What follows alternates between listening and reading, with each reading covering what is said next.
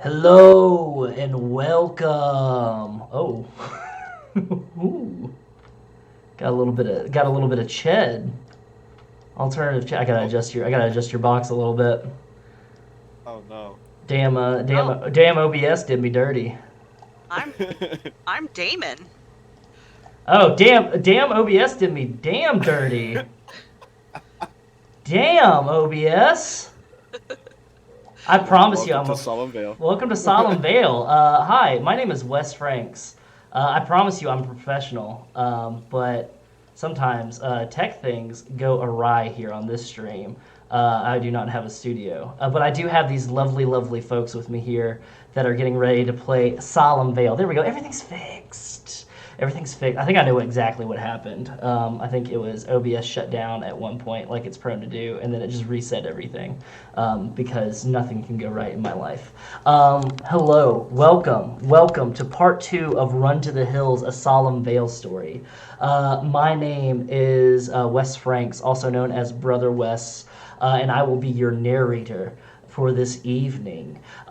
With me, I have a fine cast of characters. If you'd like to introduce yourself, everybody, please go ahead. Not all at once, please. Okay, I'll go first. I'm Jed. I'm from Near Dark Society. Glad to be back. I was super stoked. Waiting the week has been really tough because we did very, very good last week, and it's a very good story. So, yeah, I'm super stoked to get back into it. Agreed. Agreed. And then next we have Casey. Hi, I'm Casey. I'm playing Evie this evening. And I'm super duper stoked to figure out what the hell is happening to this town. I am as well. And last but certainly not least, we have Oz. Hello, I'm Oz. I'm playing Damon O'Sullivan, and I'm very afraid. Very afraid. I am very afraid as well. Also, as always, we have Wally here at my feet. So if you hear a meow, that is my cat. Periodically, he knows no personal boundaries, and he doesn't understand when the studio sign is on. But before we get into the story and everything like that, and before I give a recap, I would like to talk a little bit about what Run to the Hills is. Run to the Hills is a two-part scenario that I wrote using the Solemn Vale system. Well, what is Solemn Vale, Wes? Solemn Vale is a game that is currently out on Kickstarter right now. The Kickstarter campaign is live right now. They have been funded, but they are pushing for stretch goals right now. And it is a tabletop system that is fully created from the ground up. It's not utilizing anything like Powered by the Apocalypse or D20 system or BRP or anything like that, basic role playing. It is built from the ground up by Mark Kelly and Matthew Dawkins and all the other lovely people at Dirty Vortex Games. That focuses on themes of folk horror, particularly British folk horror, but you can utilize it in any kind of folk horror setting at all. Wally, I need you to calm down. Daddy's working. So things like The Wicker Man, or HBO's The Third Day, or Midsommar, or A Field in England, any manner of those movies or television shows that focus on rural small towns in the middle of nowhere where things are going awry due to things happening naturally or unnaturally, and outsiders being brought in and pushed away. At a period of time, I think I put it under this right here and not Kickstarter. Boom, there you go, it's Solemn Vale. Boom, boom, boom. But yes, so yeah, there's the link to the Kickstarter. If you like what you see tonight, then go ahead and check it out. Go ahead and throw them a backing. They have a lot of great tiers. I know that everybody gets like 3D printer like files for those that back it. So if you have a 3D printer, you know somebody has a 3D printer, or most libraries have them nowadays. If you go and check them out, or like college campuses, and they'll gladly let you use them. But for you to print off minis, and I know there's bookshelf bookends and all other manners of things. So there is something that I need to go over before. One second, let me do this because I'm having to do extra work.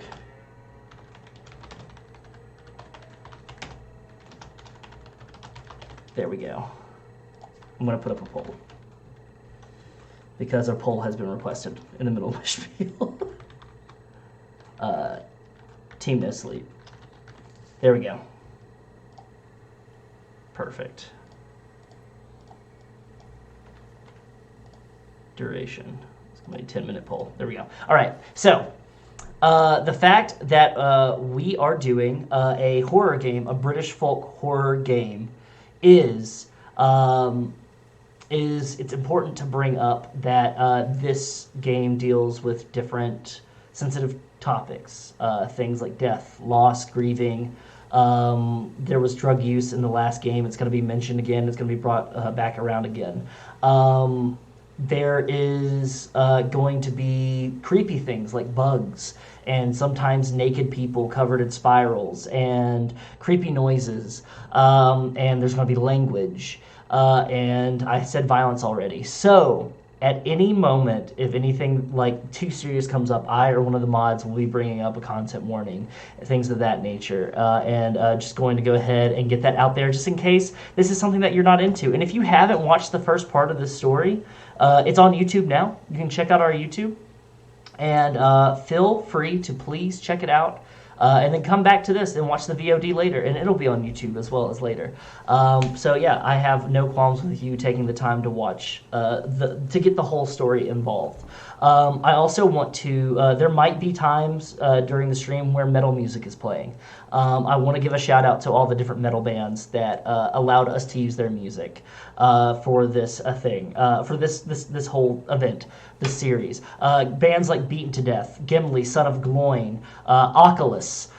We've got Dune with a V instead of a U, Druids, and as well as White Bat Audio and Free to Use Sounds. You can find all of them on Bandcamp.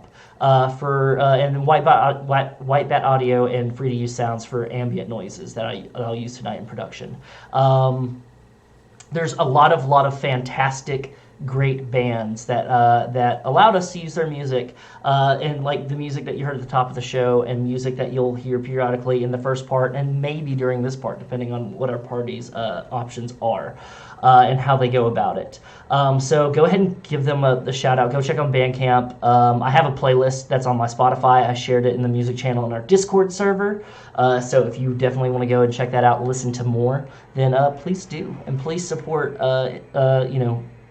local bands and non-local bands and small bands that are really struggling during this time.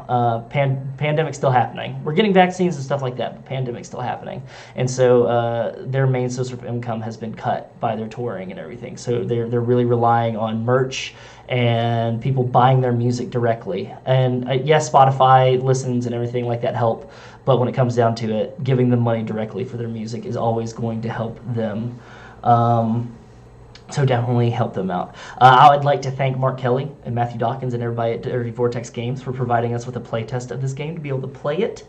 Solemn Vale utilizes this guy, a D6, and you roll it, and the players have attribute points to spend to help supplement their roll or to not help supplement their roll.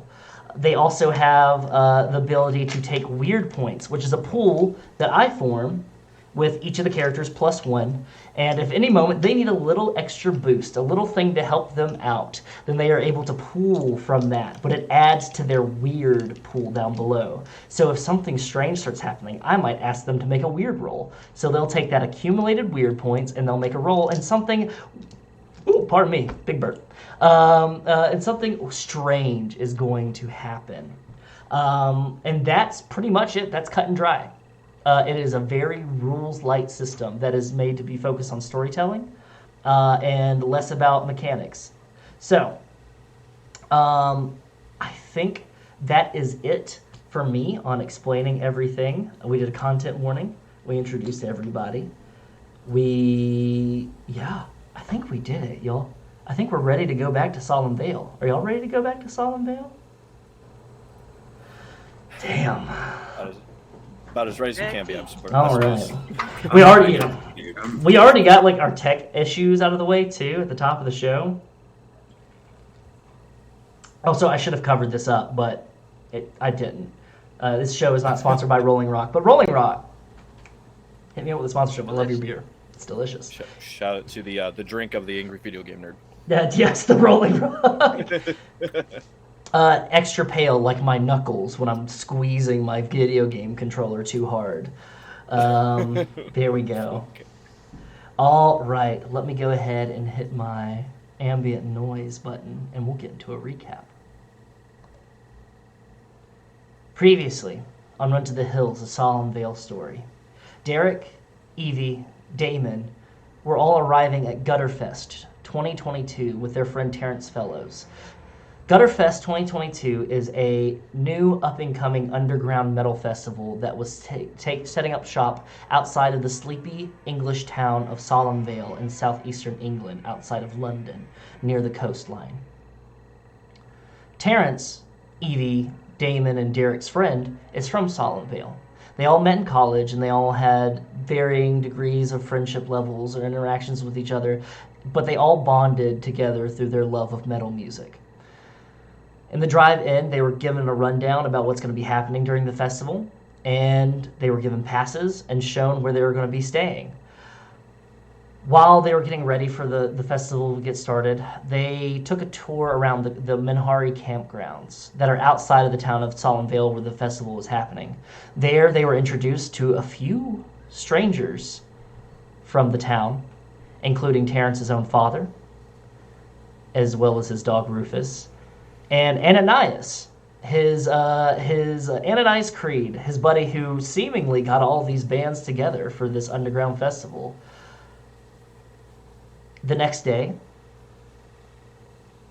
each of our trio, along with Terrance, ingested some mushrooms that were part of a gift that was given by Terrance. And they all had a different experience of being lost in the woods around Solemn Vale, seemingly to all gather back together during a show that was happening at the festival, with Terrance telling them that they never got lost. They all took a walk through the woods, they came back, and the things that they saw are not what happened.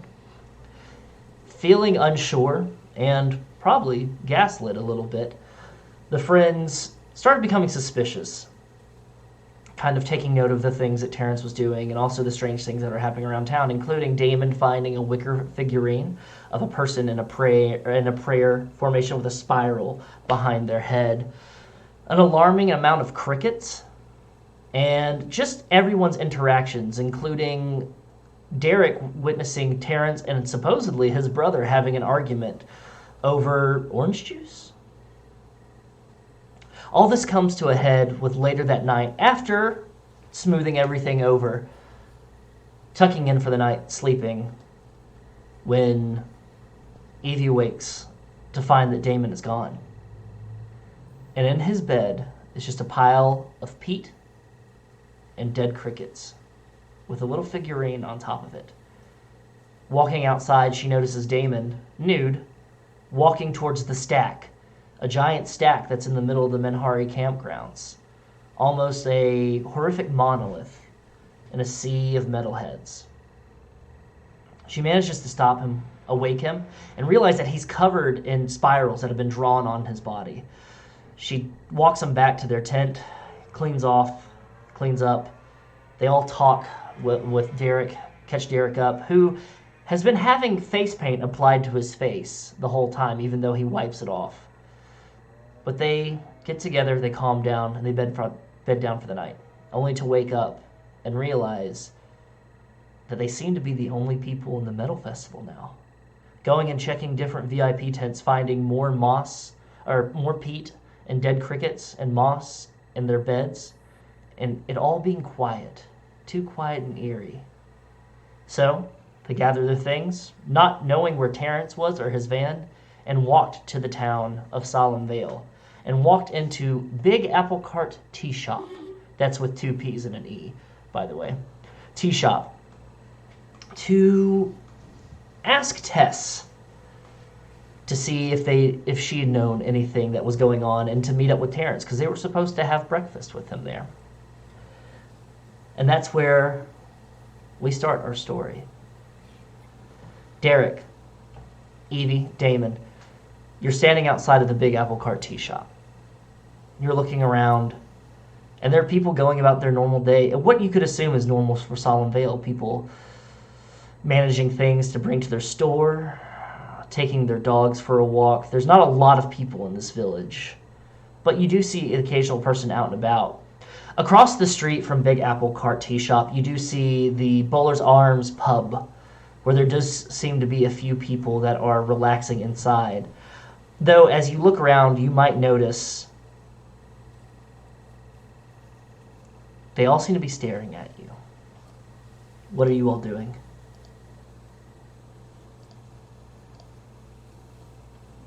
I'm heading I'm to the shop. Yeah. I don't even. I got Yeah. one thing on my mind right now. Yeah, we need to I'm find used- Terry. Yeah, and I'm used to being stared at. Yeah. And I got face paint on. I look like Yeah. a freak compared to to these people, I'm sure. So Damon is not. Damon's going to be very uncomfortable with all the staring. He's like super dirty, very sweaty. Looks like he hasn't slept. But he's just going to follow sort of Derrick and Evie's lead. You all walk into the tea shop, and the sound of crickets is silenced when the door closes and by the tinkling of a bell. As you walk in, it's very quaint. Imagine what a tea shop would be in London, where you all went to school. There's a display case with different pastries that you can smell, fresh baked pastries. There's just tea. There's tea carafes. There's coffee carafes set up. Tea bags all over the place. It smells like a tea shop. And there's small little tables set up with doilies and napkins and silverware and chairs set up around in front. It's not too big of a shop. It's kind of small. There's about 4 tables. But it seems to be empty, bereft of people. Until you hear, "Oh, hold on 1 minute. I'll be right out. I'll be right out." You all wait and watch, and you see Tessie walk out from behind, from the door to the back, seemingly to the kitchen, and walks out to the front counter. And she looks at you, and she kind of looks startled by seeing you, and goes, "Oh, dearies, welcome, welcome. It's so nice to see that you came to the shop. Were you not having breakfast with your friends?" What, our friends are all gone. Did you the festival? Do you know the? Aye, the festival, the Gutterfest, or what they called it. What a dreadful name. Aye, yes, it should be happening. We just woke up and there's no one there. Oh, well, that doesn't seem quite possible. There was hundreds of you. Look, there's dead crickets in my hair. Oh, dearie me, please not in the shop floor, please. Everyone's missing. Do you know where they went? Well, you dears, they can't be missing. They might be meeting somewhere or something. Did you have a scheduled meet? I know you metalheads like to dabble in the dark mystic arts or whatever they talk about in that wizard book. No, this is serious. What wizard book? You know, the popular one, the boy with the glasses and everything. Gotcha. Look, it's not me to judge or anything, but I'm sure there's been all manners of people. They're just probably out together on a hike or something, or there might be an event that you weren't told about. Hold on. Tess, right? It's Tess? Tess, or Tessa, or Tessie. Either one is fine. Yeah, we were supposed to meet Terrance here. You know, Terrance, who was the one who helped. Oh, Get us dearie, in. yes, no, I love Terry. Young Terry, of course, no, yes. He actually stopped by earlier this morning. He had some errands that he had to run for the festival. He said that you'd all be by. And she, looks over at a clock and she goes, "Well, he should be due in about, I'd say, 10 minutes. He said gonna he was look going to up go the other pick you two. up."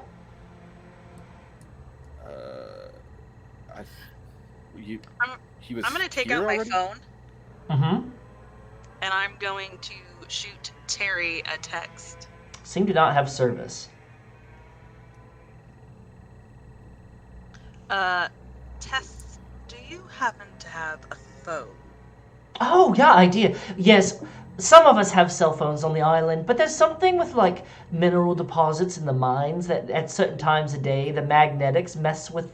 It's all this kind of sciencey thing, and I'm not very well versed in all of that. But yeah, we have a phone. It's right there in the back, and she points to where there's a sign that says restroom. Hang on, you said he left 10 minutes that he came here to find us and he left? No, he stopped by. He had to pick something up for his friend Ananias.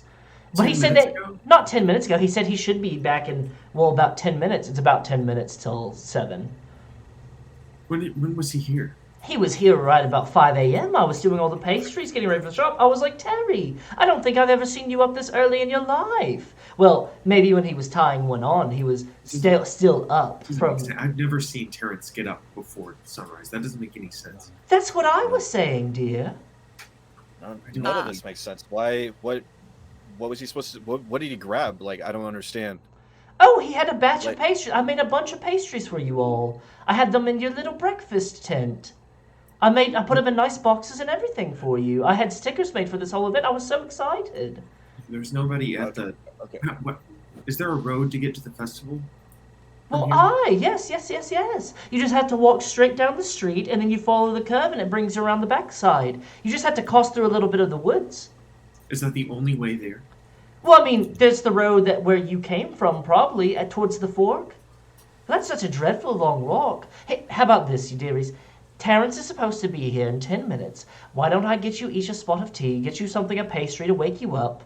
You can use the phone if you need to. But you all look dreadfully tired, and I think you might have had a long evening, and things might just be a little bit out of sorts for you all. There. Yeah. Can you send somebody? What Sorry. what do you need, Damon? Derrick, go ahead. I'm sorry. Oh, it's fine, Damon. How about we get some breakfast? Maybe talk about this amongst ourselves. See if we can go try to get a hold of Terry, right? We can. I was gonna try to figure. call. Yeah. So let's just do that for now and kind of go from there, because us getting worked up ain't gonna make it any better, you know. You're right. Can you at least send somebody to go check on everybody at the festival? There wasn't anybody there. Well, yeah, I can. You know what I'll do? I'll go ahead and I'll get my boy. I'll go ahead and get Ronald to go ahead. He'll take his truck. He'll go check on the festival, make sure everything's all right. Okay?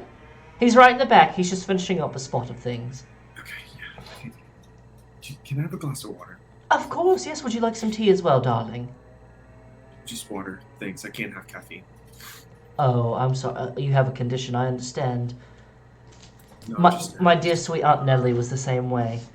She goes, well, I'll go ahead and take care of that right away. The phone is in the back, right back there, dear, if you need it. And she turns and she starts busying herself, getting you some pastries and water and tea. I'm gonna go to the phone and with the contacts, because I obviously don't have his number memorized, pull up Terrance's number and try to call it from a landline.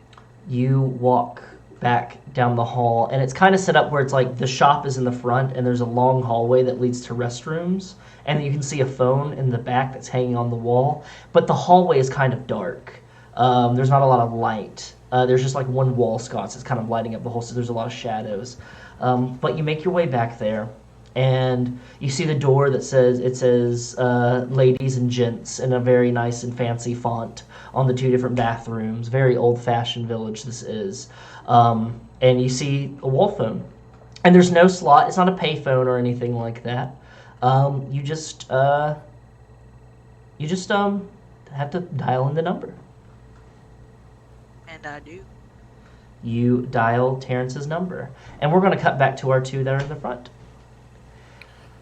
I'm gonna as soon as Tess looks away, I'm gonna go to the table furthest away from her and sit down. The absolute furthest I could get away from her. That way that Damon and I can have a little better time trying to talk to each other without her overhearing. Excellent. Go ahead and roll me a mind roll as you two are sitting down far away from her. I got a 4 on that one. You got a 4 on that one. As you're sitting down, you notice a scrap of paper falls out of a pocket in your jacket, your denim jacket. and it's a pocket that you rarely use. It's one of those like side like coin pockets on it. Yeah. I But want to reach down, pick it up. and you pick it up and you look at it and you notice that Damon's kind of looking anxiously out the window. And when you look at it, you recognize it as it's a sigil. It's a scrap of paper. It's the same paper that Damon uses. And it seems like one of those sigils that Damon writes on.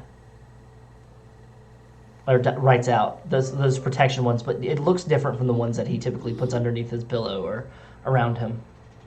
I'm just gonna look at it and be like, Sully, you know anything about, you been in my jacket?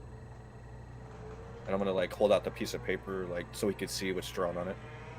Damon's gonna be like doing that uncomfortable thing with your feet that you do when your socks are wet, and he's gonna look back over at Derrick. And, no, I haven't been in your jacket. You're the only person I know that does this. Damon, you see the scrap of paper. And make any sense of why this would be in my jacket? Let me see it. And I'm gonna hand it to him. As you look at it, the camera kind of pans out. We kind of do like an Edgar Wright kind of match cut, and we see the paper in Damon's hands, and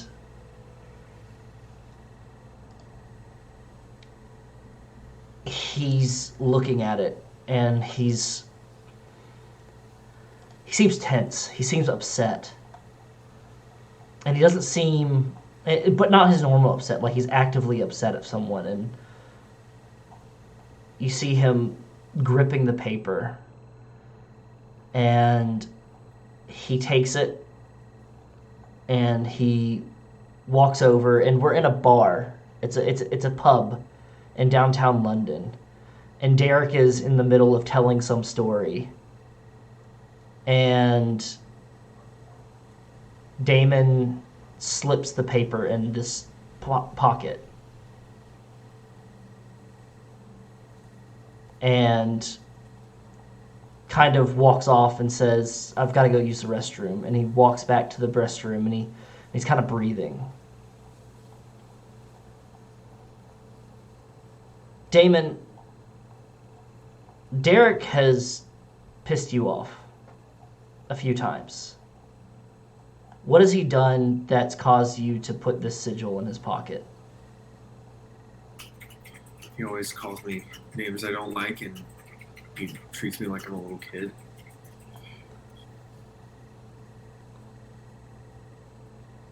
And what does this sigil do? Well, as long as it doesn't get destroyed, it's fine. But it's charging while it's with him. And it's just full of spiteful, malignant energy. And it's there for you, in case Derrick does anything dumb enough to push you, that you can just go to that pocket that you know he never uses, and you can just go ahead and burn that sigil, and he can get what's coming to him. And the camera kind of focuses in on that pocket, and then we match cut back to them two sitting at the table. It's nothing. I must have put it in there a long time ago. Why do you write the you've always done that thing, and I know you've been doing it. Why do you put those underneath the pillow? Like, I noticed it was there when we were looking for you. I can't talk about it or it won't work. Superstitious stuff, I get it. Look, you don't need to be worried. As long as even I are here, we got your back. Hope you know that. Yeah. You can't just beat up all your problems, you know. I know. Trust me, Damon. I am fully aware. We all make mistakes, you know. Yeah, Trying just to, trying to beat things up to make problems go away. It's doesn't always work. I'm just scared. Yeah, I'm sorry. Honestly, I am too. Like, I don't know where everybody's going. And I want this fucking face paint off, and it's not going anywhere. I want to As find Terry, and I want to get out of here. as you say that, Tess comes over and she puts down a cup of tea in front of you, Derrick, and she puts down a glass of water in front of Damon and a cup of tea at a spot where Evie's going to be sitting. And she sets down 4 slices of what seems to be some kind of cake in front of each of you, and she goes, "There you go, dearies. That should take care of you until Terry shows up here. I made sure and got some spring water, not tap water, for you, Damon, dear." Thank you. Thanks. And of course, it's on the house. You three looked it like you had such a fright and everything. Thank you. I appreciate it. We just need to get back to Derrick. You can. We just need to find Terry and try to make sense of everything that's happened. I understand, dear. Strangers in a strange land and all that. Well, I promise you, not all of us bite. You have to watch out for the Moors, though. They tend to be a bit harsh with those that are outsiders, but we're a quaint sort. I'm going to let you two back and have your conversation. I don't want to bother you all with customer service and any of that nature, but if you need me, there's just a bell right there on the counter. I'll be in the back. I went ahead and I told my dear Ronnie that you need to have someone go check on that metal festival. And so he said he's going to pop off in the truck and he'll be right back to let you know. All right, thank you. Thank you, dears. Appreciate it. Thank you indeed. And she turns and she walks towards the back. And we cut back to Evie. Evie, you're putting in Terrance's phone number. While you're doing that, I need you to make me a soul roll. 5. You're putting it in, and you cut your finger a little bit. Like, you prick your finger on the dial. It seems like there was a sharp piece of metal that has been chipped where somebody has kind of like gotten a little bit too rough with it. It's one of those rotary phones. And you prick your finger and you, ouch. And a little bit of blood drops on the floor and you hear it like a pin drop in a quiet room, that drip on the floor. And then you do that and then it tastes not like blood, it tastes sweeter. And you look off to your side towards the bathroom doors, and you see the ladies' room close hurriedly. The door close hurriedly.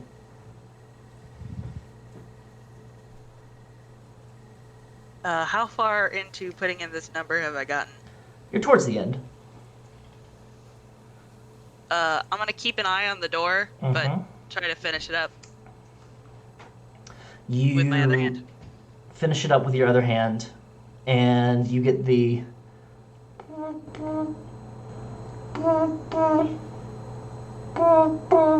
the English dial tone. If you've listened to the Wall soundtrack, then you know exactly what it sounds like. And then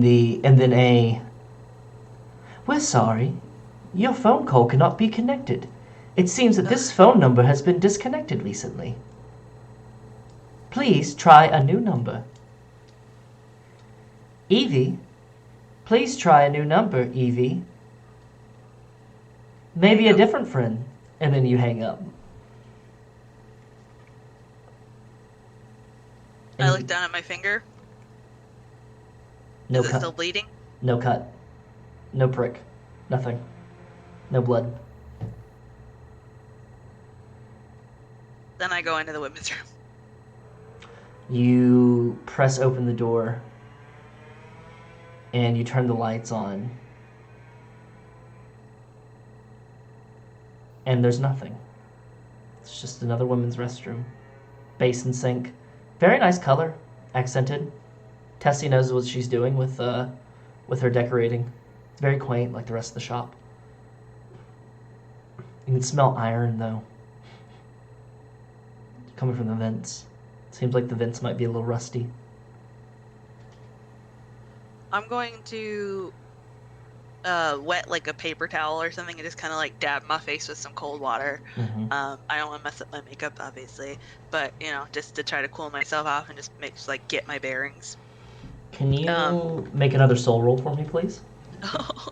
Okay. Oh, that's a 2. You put your head down and you kind of dab your face with a wet cloth and you kind of like put it on the back of your neck. And then when you look up in the mirror behind you, you don't see the rest of the bathroom anymore. You're in a hospital bathroom. Like a waiting room bathroom. It's clinical, it's dark. I'm gonna turn around. You turn around. You see the metal handrail to help people get up and down on the toilet. And you can hear beeping in the distant background. And you can hear calls being paged. I will throw away my paper towel, and then I will exit. You walk out, and it's that hospital from when you were younger. The one that you said you would never go to again. And you can see people filing around, people in the waiting room, looking anxious. And you can see nurses not really paying attention and kind of going about and doing their job. And you can see flickering fluorescent lights to your right leading towards their room. I will follow the flickering lights. As you start following the flickering lights, the noises start to give away, the beeps and the idle conversation, and they start giving away more to crickets chirping. It is nighttime outside. You kind of rationalize that. And you start walking towards their room, almost as if it's a dream. Everything kind of fades. You kind of develop tunnel vision as you can beam in, focus on their door. That number 302, stark in your mind. It's something that Damon would call a bad number. It was a bad number in your life, and that's a bad number. That every time you see it, that's probably a bad omen. And you walk towards the door, and you can see their charts that are in the wall hanging. And you see their names. And you know it's their room. And you can hear a ventilator machine humming.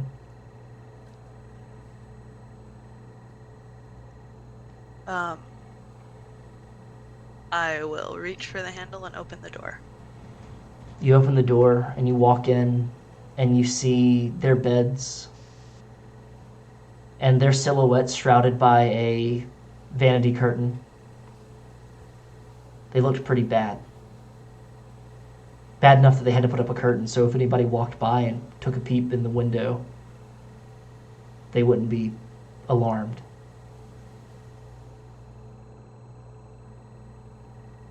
Do you walk to their beds?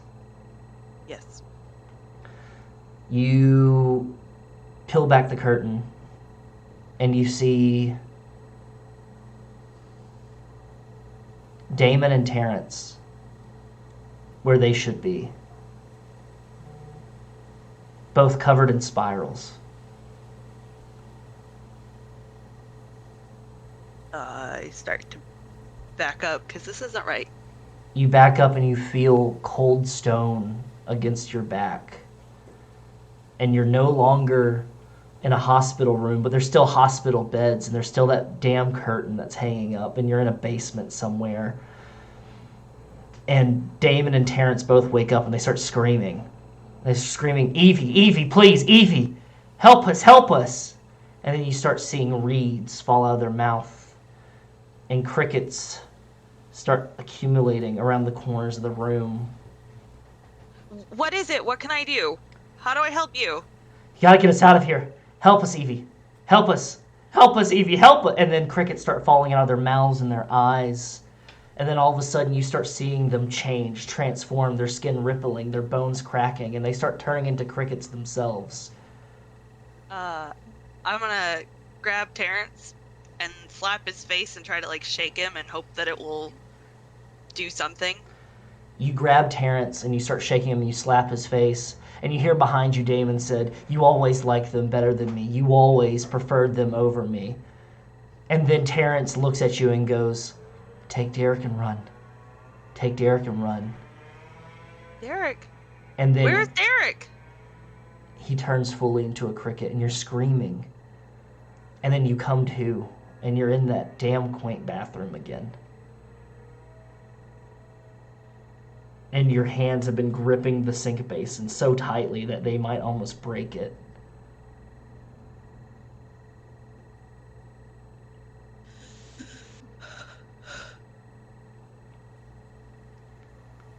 I need you to take a point of soul damage, please.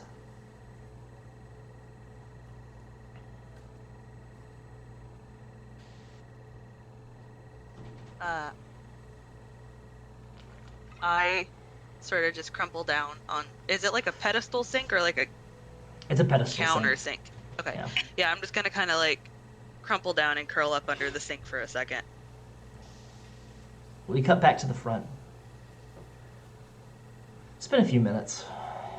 Evie's probably in the bathroom. Lady stuff, you know. You two are sitting. Do either are you drinking the tea or eating your cake?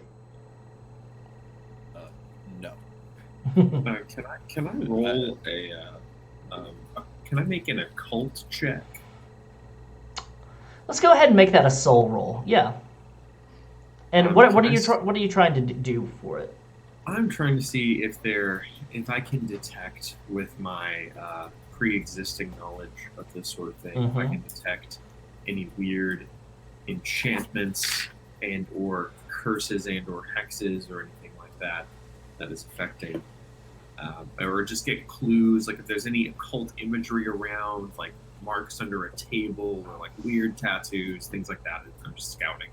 Yeah. So I'm going to add 2. So I'm going to give up 2 points. 2 points. All right. So that puts me at 7 total. And I'm going to roll, and I got a 6 total. 6 total. Yes. You look around the room, and you're trying to avoid not looking at the food in front of you. And you start looking up, and you notice the wallpaper is quaint. It's flowers and everything like that. It's nice paisleys and other different field flowers, tulips, things of that nature. But you notice along the crown molding, there's little designs. They're quaint. They look like vines with flowers growing out of them. But you start noticing a theme, a thematic imagery, so to speak, that periodically, after every loop and twist of a vine, there's a bit of a spiral that the vines make.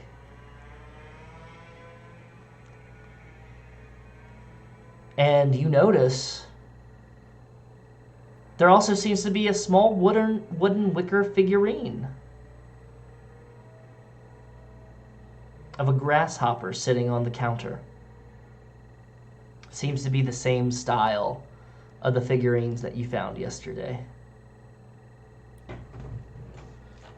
Is the hostess nearby? Tessa? One of those? Both of them? She isn't here? She's in the back. I'm going to wait for her to come up front, and I'm going to try to ask her about some of this stuff. Okay. Derrick, what are you doing? I'm just basically, I'm not drinking it, but I'm going to be like holding, because I assume it's like one of those tiny little teacups. Mm-hmm. That's just what I pictured on like the tiny little plate. So I'm just going to be like, have my hands like placed around, just kind of staring into it.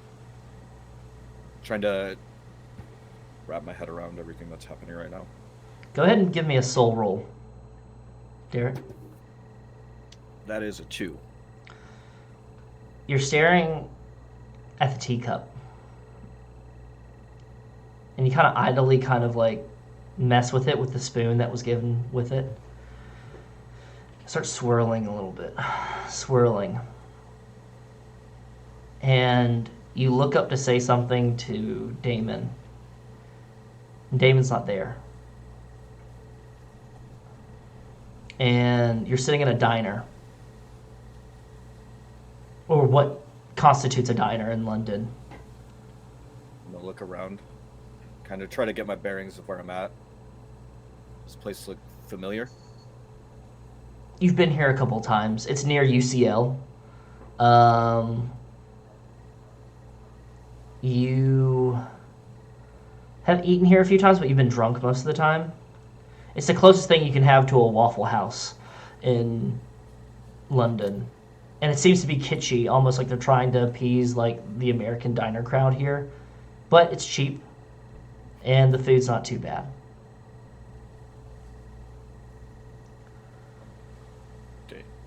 Damon? I'm just gonna look around and... Evie? And you look back in front of you, and you see Terrance just kind of like scratching his head, and he's got coffee in front of him. And he goes, yeah, Damon. I'm worried about him.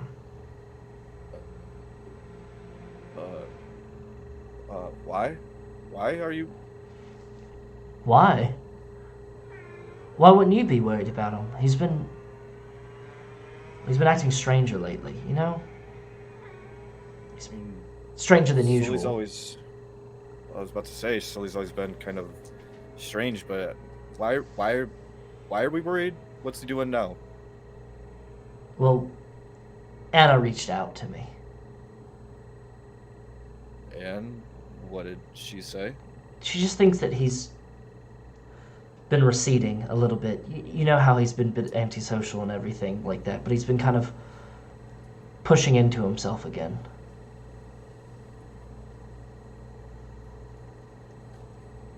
He does that. Like, that's just kind of his nature. Like, yeah, but he always comes back out of it. He hasn't shown up to any shows recently. He hasn't gone to parties with us or anything like that. Like, last time we saw him, it was at the pub. And we know how that ended. You making a fool of yourself. Maybe it's me, then. I'd say it's definitely you, Derrick. And you're confused. This isn't how this conversation went. This conversation was a lot more positive. This is when Terrance started mentioning the first kind of idea of, like, going back home or getting you all back together. But then he went off and he traveled abroad a little bit in America and he came back. But he was talking about how he wanted to do something fun to bring you all together again. But this time it's different. It smells different. There's nobody else in this diner except for you and him. And then that last line he just said, maybe it is you. That's absolutely not what he said. He was trying to reassure you. And he looks at you, Derrick, and he goes,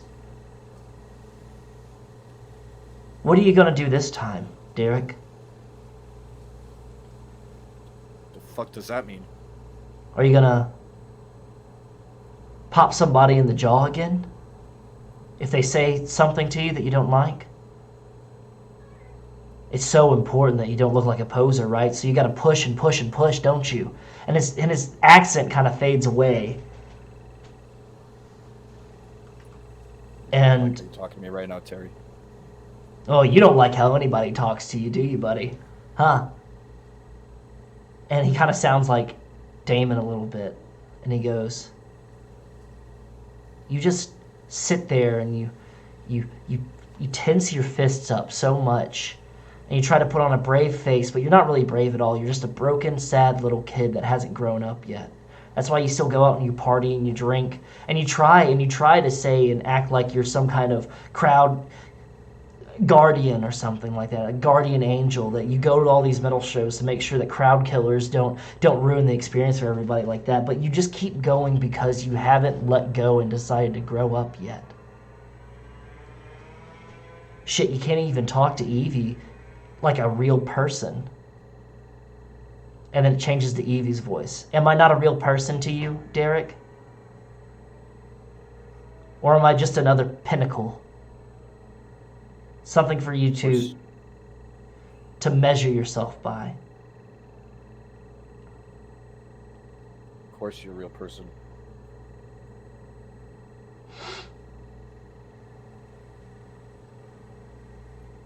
And then Terrance goes, I just think it's something that you should think about, you know, mate? I worry about you. And it fades away. And you see Damon sitting there, staring at the door where Tessa walked through. I need you to take 1 point of soul damage, please, sir. And as I come to from that, since I have my hands around the cup, I just want to take it with my right hand, just like throw it on the floor, like just as I'm coming back. So it's just like I do it like without thinking about it, you know, like that emotion's there. You go ahead and you just grab it and you just toss it to the side. And you hear it, oh dear, from the back. And Evie, you hear a shatter of a glass from the front while you're recuperating on the floor. Fuck. I'm so sorry. I'm gonna like get up and like start picking up the pieces.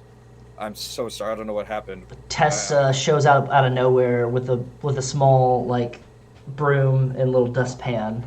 A hand broom and a dustpan. She goes, oh, did you? Let me get that. I'm sorry. It must have been too hot. I'm so sorry. No. This is my fault, and I'm gonna keep like trying to pick up the pieces. Give me a body roll. I got a 3 on that. And you slightly cut your finger on a piece. And she goes, oh my goodness, dearie me. And she grabs a handkerchief or like a kerchief of some kind, and she goes ahead and she puts it on your finger.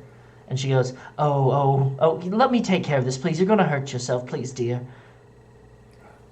Thank you. And I'm going to, like, grab my finger and kind of put pressure on it with the cloth. And I'm going to look over at Damon and be like, dude, I'm going to step out for a second, man. You good to chill here for a second?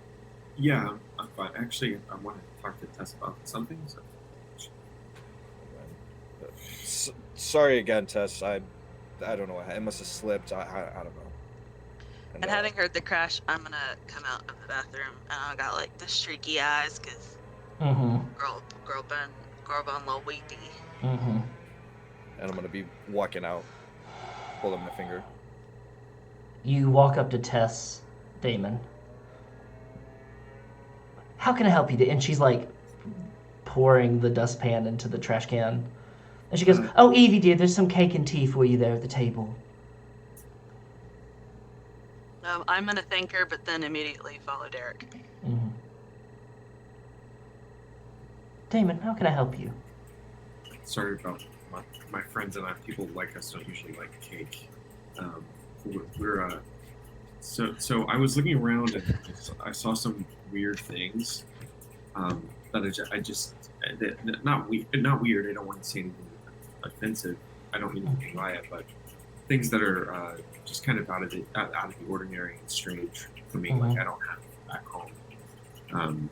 There's some strange markings I've seen, like this spiral pattern that I'm seeing a lot. I'm sorry, I'm a anthropology major, so this stuff is like really interesting to me. And there's like this weird spiral pattern that I'm seeing everywhere, and these wicker dolls that I'm seeing just laid around. I'm wondering if those mean anything culturally, or if they're just sort of a coincidence. Go ahead and give me a mind roll, please.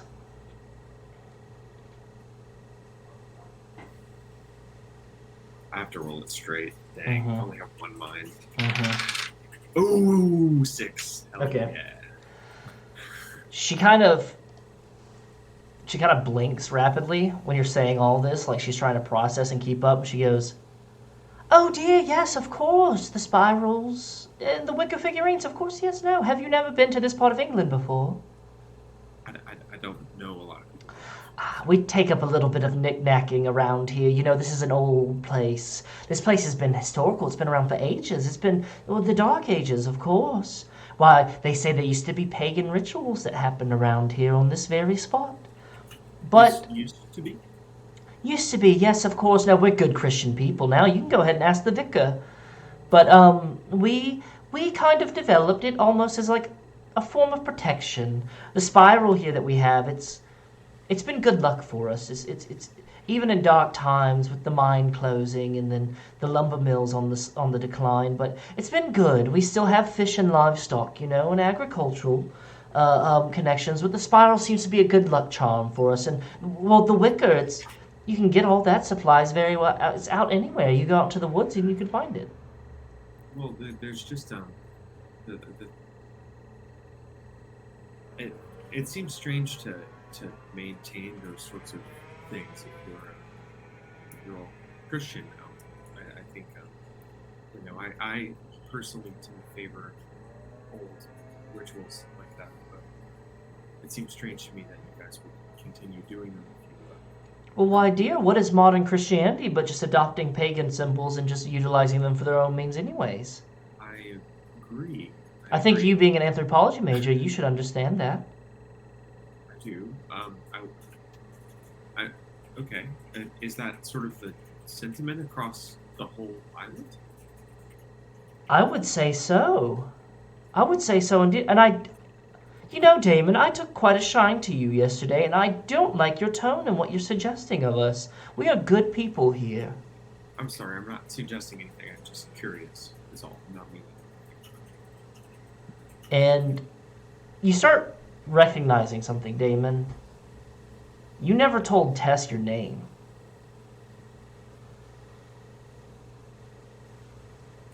And it took you a little bit. It took that 6 for you to realize. She's been saying your name this whole time, but you've never told her your name. No, wait. How do you know my name? Yesterday, when you introduced yourself to all of us, to me and Cordero at the tent. I don't really introduce myself to anybody. My friends kind of do that for me, so I don't think that happens. Well, it might have been all that fun that you and your friends were on. And she kind of looks a little like a judgment little face on her. Little judgy face. What fun. Well, you know how these young people get when they go and they listen to their music and their rock and roll and heavy metal, and they tend to let things run a little bit loose, but I'm trying not to judge. Listen, Metallic hasn't been cool for a long time. You hear a door open behind her, and she goes, "Oh, that must be Ronald. He must be back." And she goes, "He'll probably have news about your metal festival and everything like that. Why don't you just wait right there, dear?" And she goes, "Ronald!" And she walks towards the back. And we're going to cut out. Go ahead. Yeah. Oh, yeah, real quick, I just want to turn around and see if I can see Derrick and Evie out the window. Make sure they're still there. Just feeling nervous. No big deal, just nervous. You look around and you see this. Derrick, you walk outside to get some fresh air. It's kind of hot outside. The sun's starting to rise. You can hear the crickets going in the distance, becoming quite obnoxious. There's not as many people out in the street now. Actually, there's not really anybody out in the street, but you can still see there are some heads through some windows in the Bowler's Arm across the street. And you're looking around, and you hear the door open again behind you, and Evie walks out. Hey, Eve. Are you alright? What's wrong with your hand?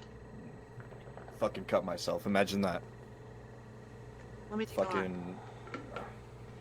Fucking teacup fell out of my hand or something. I tried to pick the pieces up and moved too quick. I just want to cut look and make myself sure there aren't any like glass splinters or anything in his cut. You go ahead and you look, and it seems like a basic cut. Okay. Though there does seem to be a splinter sticking out of it. And not a glass splinter. You go ahead, do you try to pull it out? Oh yeah. You pull it out, and you don't even know how this happened. You didn't even feel it or anything like that, but it's this long. It's about as long as it's pretty long for a splinter. I'd say it's about as long as this dice is right here, lengthwise.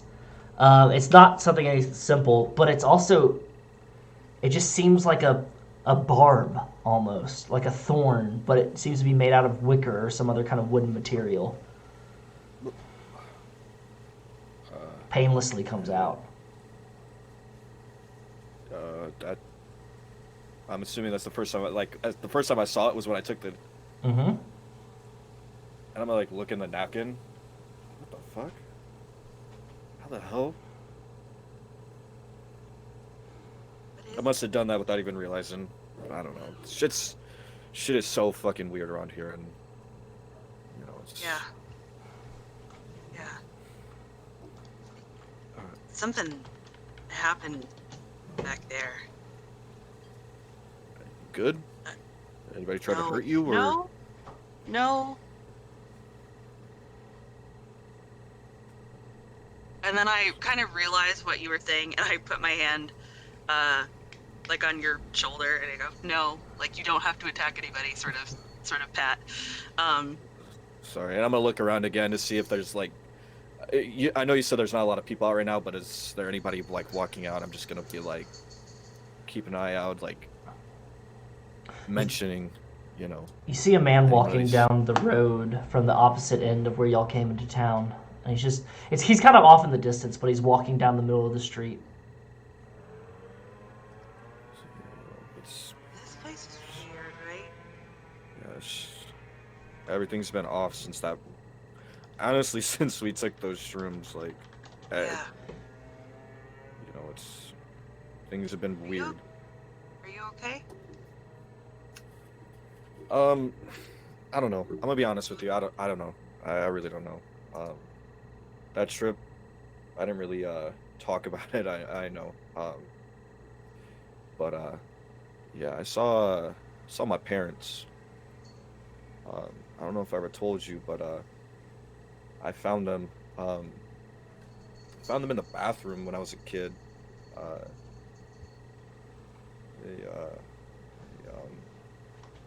They partook in some of the stuff that we did last night, and went a little bit too far, and I worked really hard to push that kind of shit down. And it was like feeling it and seeing it all over again for the first time, and that shit fucked me up. Like, it fucked me up. Yeah. I definitely understand that. I assume that we have, out of character, have talked before about both have loss of our parents, so Yeah. yes, Yeah. I understand. Yeah. I had, I don't know, residual blackout sort of deal in the bathroom just now, and yeah, I get exactly what you're saying. It's just like every time I turn around, I feel like I'm seeing weird shit, and I don't know. I don't. Yeah, I just want to figure out where Terrance is, and maybe Damon is right, and we should get out of here. The man's walking closer down the street, and you hear him go, "Oi! Who are you two? What are you doing here?" And you see a man with a flat cap, and he's got like mutton chops connected to a mustache. They're gray, and he's wearing kind of like baggy trousers and a button-down shirt, and he has a shotgun in his hand, and he's wearing farmer's boots, and he's got it raised up, and he goes, "We told you lot not to be coming around here, all right? You keep to the campgrounds. You don't be bringing your filth up around here." I'm gonna hold Evie up kicks the. in. Evie kicks into Mama Bear mode, like steps forward and goes, "We were invited." Wait. Eve. I'm gonna hold up the badge, because I believe the badge that we had allowed us to go to the town. Yeah. So how was it explained to you is that you're VIP, so you had VIP, like you had access to go to the town and stuff like that. We our friend from here, like, I don't got time for trouble. We ain't got If no you got law. a gun- And he brings the shotgun up and he goes, we ain't got no law around here that fraternizes with you all. It was good enough, it was fine and well enough that you came here, you paid your money, you get to have your little music festival, but we don't want you traipsing around bringing your garbage into the streets. We don't move, and I'm gonna have like my hands up, like Mhm. moving back towards, like trying to move back towards the door. Eve, we need to go. Look, we don't want any trouble. We don't want any trouble. Like, we're just here to get some breakfast, and we're out of here. I promise. Damon, that's when you turn and you look at the window and you see this happening. I need you to give me a body roll, please. Body roll. Uh-huh. It's a 4. Is a 4 allowed? Or 4's allowed? You turn and you start to go making your way out the door when you feel a thick, muscular arm move around your neck like that and lift you up and over. And Do I like it? And you smell coffee and cigarettes on a breath. And you hear a, don't struggle, lad, don't struggle at all. As you can kind of see in your peripheral, you see Tess standing with a bag in her hand. And the gentleman pulls you up and over the counter and turns and shoves you towards the kitchen into a metal table. And when you go into this kitchen, it is sparse as fuck. There's just an oven, and there's just a couple of bowls that have batter, and you see baskets filled with oranges in them. And you just see there's a place where somebody has been chopping oranges and chopping up and zesting oranges on the table, but it's sparse as fuck. Like, you know, you've worked in kitchens before. This is not a tea shop kitchen at all or anything like that. There's not enough ovens. And you see there are different trays that have different shaped muffin trays. They're shaped like different pastries. Like somebody has cast metal to make these things look like different pastries. And you turn and you hit the table and you turn and you see Tess holding a bag and a rope. And you see this gentleman that's about 6'5", thick, ropey, leathery, muscular arms. He's wearing a tight shirt. And he's got an apron on that's covered with batter. And his hands are scarred. And he's got a bald head. And cauliflower ears. And he's missing a bit of teeth. And he goes, I don't want to hear a peep from you there, lad. All right, little pig, one squeal and I'll gut you and I'll leave you for your friends to find. Now, you're going to get in that bag now and you're going to get in it, all right? Can I see what's around me? You look around and you do see there are different kitchen accoutrements hanging up on like a board, like a peg board, and you see these rusted like kitchen implements. Like there's like a knife and there's like a mallet and there's like a couple, there's like potato peeler, things of that nature. How many people are around me? Just this one big guy? Just one big guy and Tess holding a bag, and she's holding it out and open, like for you to take it and get in. Okay, I'm gonna take Jack the Ripper 12's thing and also Spooky Kittykins thing, and I'm gonna try to kick him in the shin and run. Audience participation. Okay. Okay. Go ahead. Go ahead and give me a body roll, please. Okay. Body roll. Oh God. So I have one body left. So if I spin my last body. Yeah. You will scratch out body as an attribute, but it will still count if you do spend it. I will tell you, okay. I've got the card pulled up right now. You have to beat a 6. Okay. I'm gonna, guys, chat, are we risking it for the biscuit? Chat, do we risk it for the biscuit? Wire in. Wire in now. Wire in, chat. Do we risk it for the biscuit? Do I make the attempt, or do I just cooperate? Sending on. Okay, cool, good vibes. We're doing it. All right, I'm scratching out body. That's my last one. Okay. I'm doing it. Activate bite mode. Yeah, absolutely. You can also take. my. Bro, I rolled a 1. I rolled a 1. It's a 2. It's a 2. You go. Dude, I'm in trouble, dude. You go with all your might to fucking just like punt kick this dude in the shins, and you just like just go and like rear up like you're fucking skanking at a ska show, and you go to kick him in the shins, and he just moves his leg out of the way, and he goes, "Wrong fucking answer, pretty boy," and he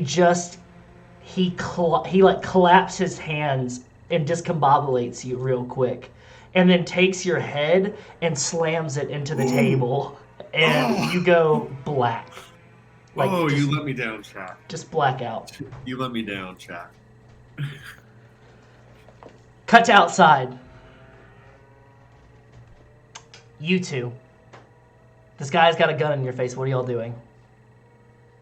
I'm moving. Like I said, I'm gonna be like, Eve, we need to move back inside now. Like, I'm gonna be trying to whisper to her. Oh, no. You had your tea and crumpets. You're getting the fuck out of the village now. You're gonna go back to your tents. You're gonna go listen to your music, all right? Look, Yeah. look, man, we are friends in there. Like, and I'm gonna like try to look. You don't want to be around here, all right? This is not the town for you. Don't know what kind of roll this might be, or if it is a roll. Okay. But I want to try to intimidate this motherfucker and walk towards him. Okay. You can give a soul body. You can give any roll for it. I will say you can utilize any of your rolls here. I will tell you, just because we are interacting where you're like going against somebody and it's not just a situation, you do have to meet or beat a 5 to do it. I'm gonna. Can I burn one of my mind rolls then? Mm-hmm. And just chant some Latin or shit at him and be scared. Yeah. Go ahead. Yeah, you can Okay. definitely do that. And if you need to, you can take a weird point as well. So that would be a 6 on my first die, and then a 3 on the second one. Oh my. 6 and a 3. So you go, and this guy has a gun pointed right at fucking Derrick's face. And he's bearing down on you, where he's about to put the muzzle. And you start chanting Latin, Nomine, Nomine, Filia, Patris, going at him and saying, Espiritu Sante, mea culpa, and speaking this Latin at him. And then he just turns and looks at you and goes, "Well, what the fuck are you doing there? What the fuck are you doing?" And then he goes and he pulls up the shotgun and What? I want to try to grab the barrel out of his hand and then just start beating him with the others. Well, okay. When I say he pulled the shotgun away. He's not pointing it at you, but he's not pulling it away. Okay. Yeah, he pulled the shotgun away because he's kind of pulling it as holding it up almost like a cross, almost to keep this cool. Yeah. So as he's moving away from pointing it at my, so is he close enough where I could touch him? He has Is turned he his that full close? attention towards Evie. Yes, he is close enough for you to touch him. So how does he have the gun currently? He's pulled it, so he's holding it like this. Yes. So can I do a body roll to try to as soon as he starts turning to come underneath and try to slam him in the face with his own shotgun, just take that opportunity to be and daze him and try to take it from him? Yeah. Go ahead and give that roll. Yeah, it's gonna be same. It's a 5. Okay, so if I were to burn a body roll or a body stat, do I roll another die and then add them? It's to add. It's an add 1, but we did roll a second die, but it's to add 1. Yeah, it's add 1 okay. to it. I just wanted to make sure. Yeah. So 5, right? Yeah, 5. What'd you get? I rolled a 1. You So that's a 2. By the way. You can also spend a point of weird. If you want to take a weird point and add to your weird pool. Okay, so if I were to do that, how would that work? Would that put it to a 3 or? That would bring it to a 3, or you can also choose to re-roll, or you can have somebody roll for you. Okay. Do I keep the +1 Yeah. since I burned that? Yeah, you burned Okay. it. Yeah, you got it. Okay. I'm gonna take a weird point to try to re-roll. Okay. I'm gonna go ahead and add a weird point to your weird pool. So I'm up to 3. Excellent. You and So I need a meet and or meet or beat 5. I got a 5. I got rolled a 4 with a +1. It's a 5. You go and as fucking Evie is doing exactly, and Azarath, Metreon, Zinthos, like doing all kind of like Teen Titans Raven shit at this guy. You go ahead and you grab his shotgun, and you push him down and you yank the shotgun at the same time, and then you hit him in the face with the butt of it, and you've got it if you want to keep on like hitting this guy. I don't want to keep on hitting him. I just want the gun. You've got it. What the fuck you think you're doing pointing your gun at us? Like as I'm holding it. And he goes, I think you make my fucking damn ass. You just all the light. You just fucking fit. Somebody call the constable. We need to go get Damon and get the fuck out of here. And you hear the door open, and Tessa comes out and goes, what are you two doing? Oh my goodness, no! Stop it! What are you doing? And she like moves, and she gets in front of the man that's knocked down, and goes, what are you doing? Oh my goodness, I'm so sorry. Oh my god. This guy just pointed this gun at us. Yes. What are we doing? What the fuck is this guy? What did you do to him? I'm so sorry. Oh, Ollie. Oh goodness. Oh. I grab Derrick's hand. Say we need to go get Damon and just get the fuck out of here. Damon went with Ronnie to go check out the metal festival. Ronnie said that there was plenty of people there. He doesn't know what you're talking about. Everyone's up and they're getting ready for the metal festival. I think you should go. Tess, where the fuck is Damon? Damon, he He left. would not leave without us. He is a scaredy motherfucker. I don't know. You should talk to him. He was in my shop talking about spirals and wicker figurines and dead crickets. And then Ronnie showed up. He's like, I'll go with you, Ronald. And I was like, fine, whatever. Leave you be. I was trying to be nice and polite, and you've gone and you've hit poor Ollie. Oh my, I'm so sorry. He's been in front of this store the whole time. I'm gonna point the gun at her. I know for a fact that Sully would not leave without me. So where the fuck is Damon at? She immediately starts crying and goes, oh my god, call the constable! Call the constable! And you see the door to the Bowler's Arms pub open. And you see there's a gentleman pokes his head out, and he's wearing like an old rugby jersey from the 70s. And he's old, and he's got a fucked up face. And he goes, what the hell's going on out here? What are you doing? What are you lot doing? I'm just gonna look back. And Tess is still screaming, call the constable. And she's thrown herself on top of the man that you just beat the shit out of. And she's she's just weeping on a rock, waiting for you to shoot her. She's screaming and wailing for the constable. And he goes, oi, what are you doing right now? Oi, lads, someone's got a gun on old Tess. And you hear from inside someone's got a gun on old Tess.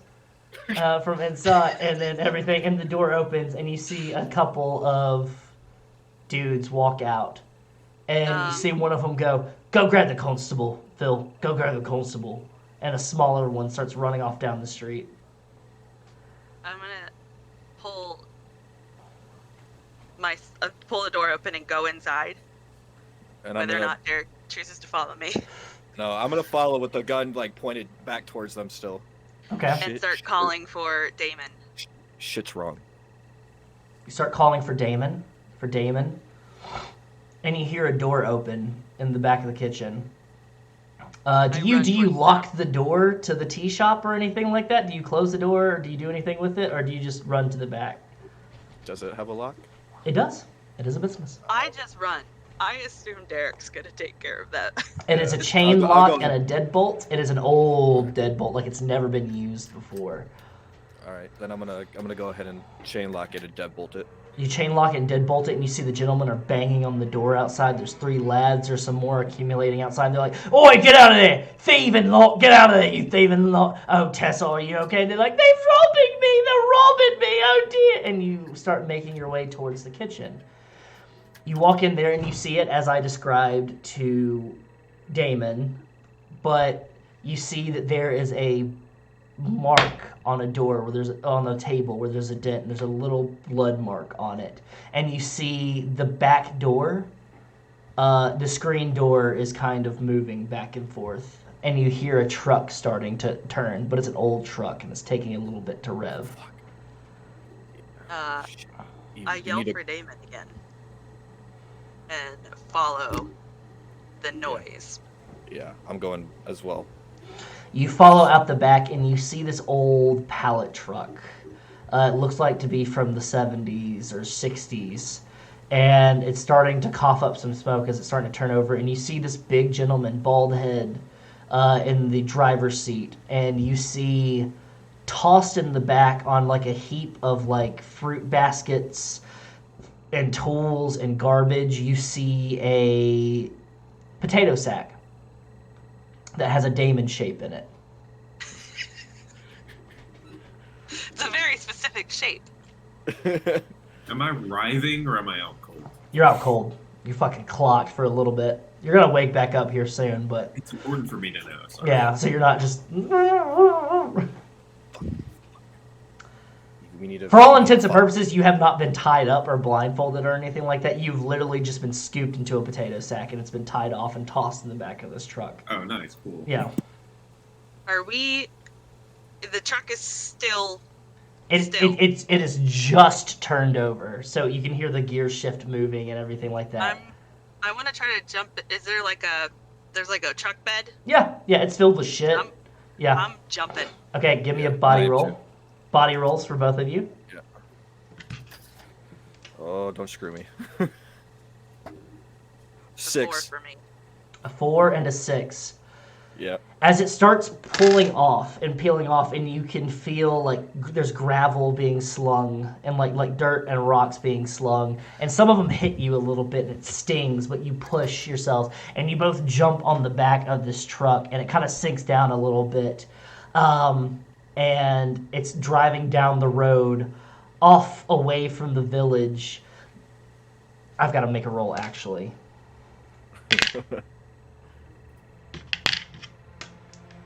The gentleman is humming himself a nursery rhyme, and he does not seem to notice over the roar of the engine or anything like that, because it is a bumpy road, that when the truck bed bumped a little bit, that it was 2 people hopping on, and that it was not, in fact, the bumpy road he was driving down. So his head doesn't even turn. And you start driving off towards the forest. I'm gonna look at Evie with because I'm holding a gun still. I'm gonna be like motion my head towards the sack.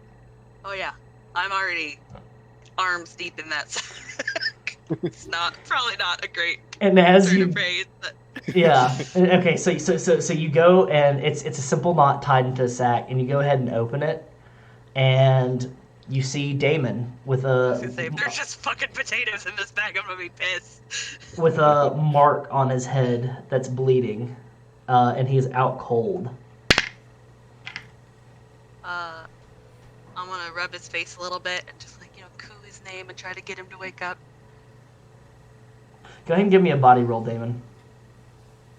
My little baby David.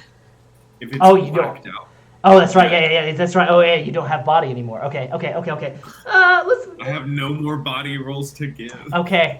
I'm going to even or odd. Ooh, evens. Way better. Damon's eyes start to flutter open a little bit. And he's got that look in his eye like he's got a concussion, though. Like his eyes are dilated and everything. He looks confused. And Damon, what the hell happened? Are you okay? no, Yeah, I know. I know. That's a stupid question. where am I? In the back of a truck. And you look over Damon and you see Derrick holding a shotgun. Whoa. I'm gonna be like, And you hear the Baka baka kukender baka hatke roof, like a nursery rhyme in German being sung in the front passenger seat, or the driver's seat of this truck. And you see the guy that knocked you the fuck out is driving this truck. And you're in a potato sack too. Like you're like halfway out of a potato sack. My socks are all wet. Damon, shit's gone sideways. There's a things are bad. Things are really, really bad. Okay. The truck's moving. Yeah. Okay. How fast are we going? Going about 20 miles per hour, 20, 25 miles per hour. I want to specify that the only reason this character is saying this is because he has a concussion. Why don't we just jump out?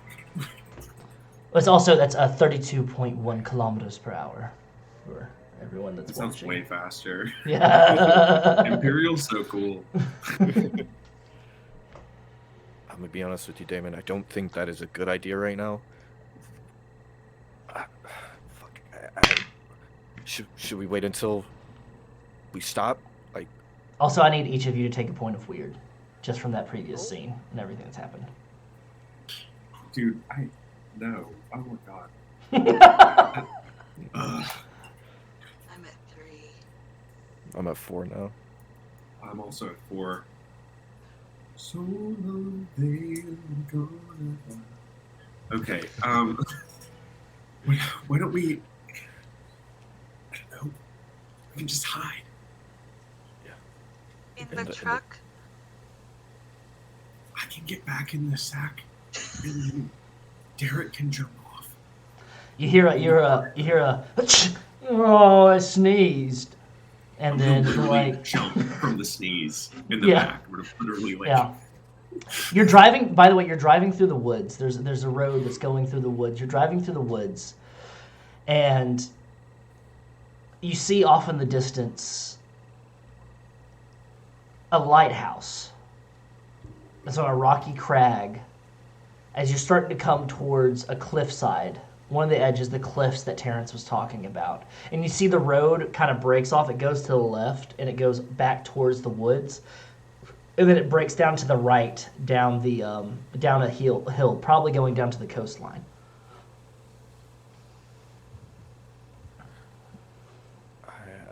Evie, if you have any suggestions, I think we just stick this out until... This is my thought. Assuming we get there and this is the only guy there, it's 3-on-1. And I think those are good odds. We take the truck and we get the fuck out of here. I agree with that, and I got the gun just in case anything goes sideways. More than it already has. I think we're way beyond sideways. I think this is the fucking upside down. Yeah. Fuck. Oh, fuck. Damon, you were so right. Sometimes you can't fight your way out of things. We're in it, man. We're so in it. Derrick, I was wrong. The fuck you mean? No, this is the... You're supposed to tell me not to do this. This is not what you say. No, Derrick. Sometimes you get angry and it's completely... Oh, you alright back there, little lump? You're gonna be good and ready for everyone here soon. Derrick, please, Derrick, I don't want to die. Then we take the fucking truck. When we get wherever we're going, we're gonna take the truck, okay? Please take the fucking truck. And the truck turns to the right and goes down towards the coast, and you can see a windy road towards the coast.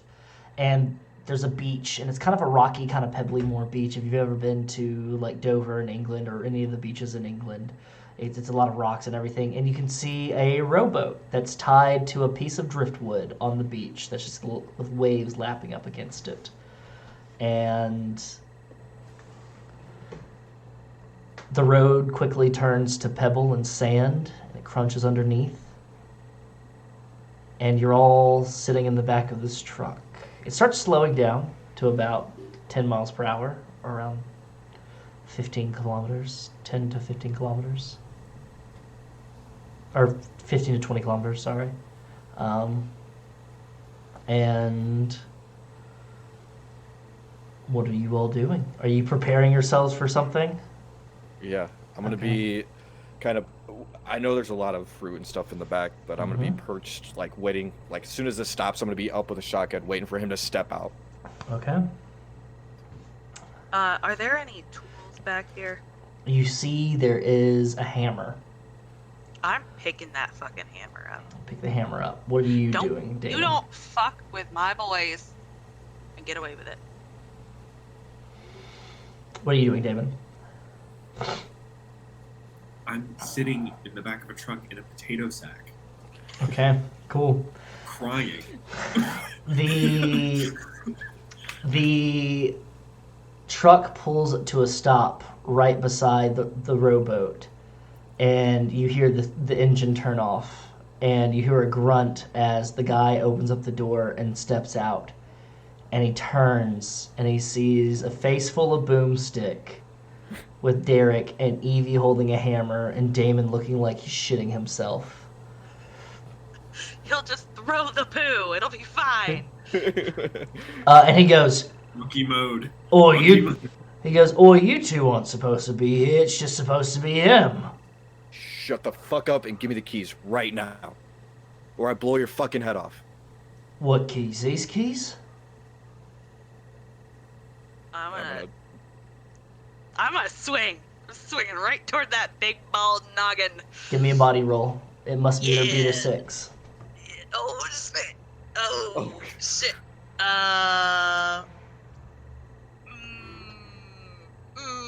Should I use it? If I use it, it'll be scratched out. Oh no, if I use it, I'll have one left. Alright, I'm gonna use my body. Okay. I'm gonna have one left. Okie dokie. Oh, I rolled a 6! What do you do to this man? As like he's got a face full of he's got a smug look on his face and he's holding up the truck keys. Oh.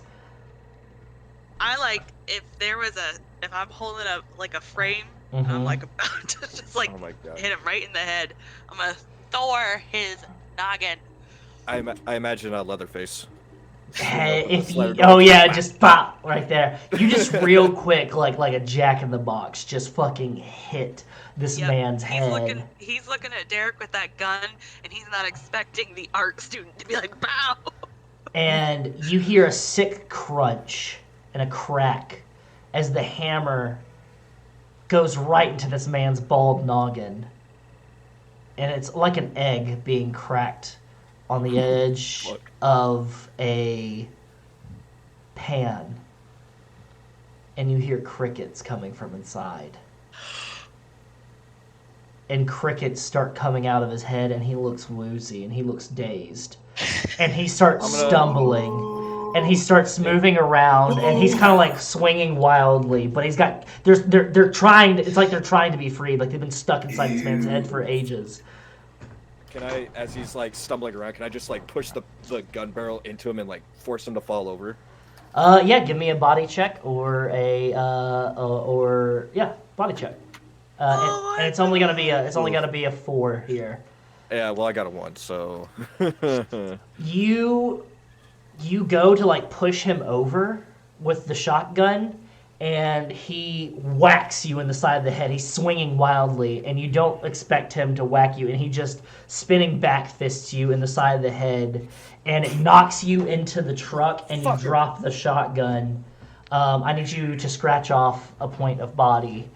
And he's swinging wildly, and he goes, "That's not nice. That's not nice at all." And you can see there's cracks kind of forming in his head, almost like it's an eggshell, almost. And he's swinging wildly, and he goes, "Where's that gun? Where's that lad? Where's that gun?"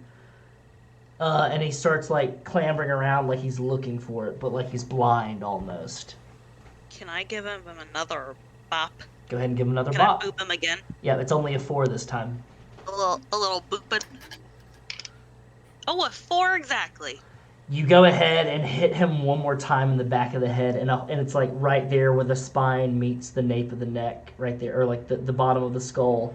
And there's another crack, and you see more crickets coming out of it, and he falls to the ground. He goes, oh, oh, and he just starts and he starts moving and like moving towards the shotgun, and then he stops moving, and then crickets just start coming out of his head.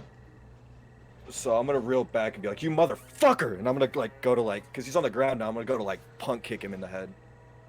And I'm not even gonna make you roll for it, but you go ahead and punt kick him, please. And it just scatters. Crickets scatter. The whole thing breaks like it's a pinata, and like there's no blood, there's no viscera. It's just crickets as they start pouring out of the hole that you've made in his neck. And I need each of you to give me a weird roll, please. All right. Form your weird pool, please. So with weird, do I roll 4 dice because I have 4 Yep. weird? Yep. Okay. And I need you to tell me the result. So I'm at 5, 7. Oh shit. I got 15. I got a 13. I also got a 13. Perfect.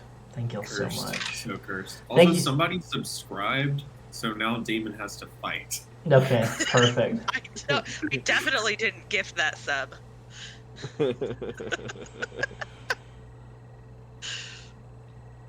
Perfect. As you punt kick this guy's head and crickets start scattering and everything like that, Damon jumps out and starts stomping immediately on the guy's body immediately and like killing all these crickets and everything like that. Damon, you're focused on like getting rid of these crickets. You're tired of crickets. You're tired of spirals. You're tired of all this bullshit. You just want to go home. You didn't want to come here in the first place. What is Damon saying as he's like screaming and like, because you've kind of like gone feral. Just doing stupid fucking crickets, fucking stupid island, stupid fucking festival. I hate leaving my house.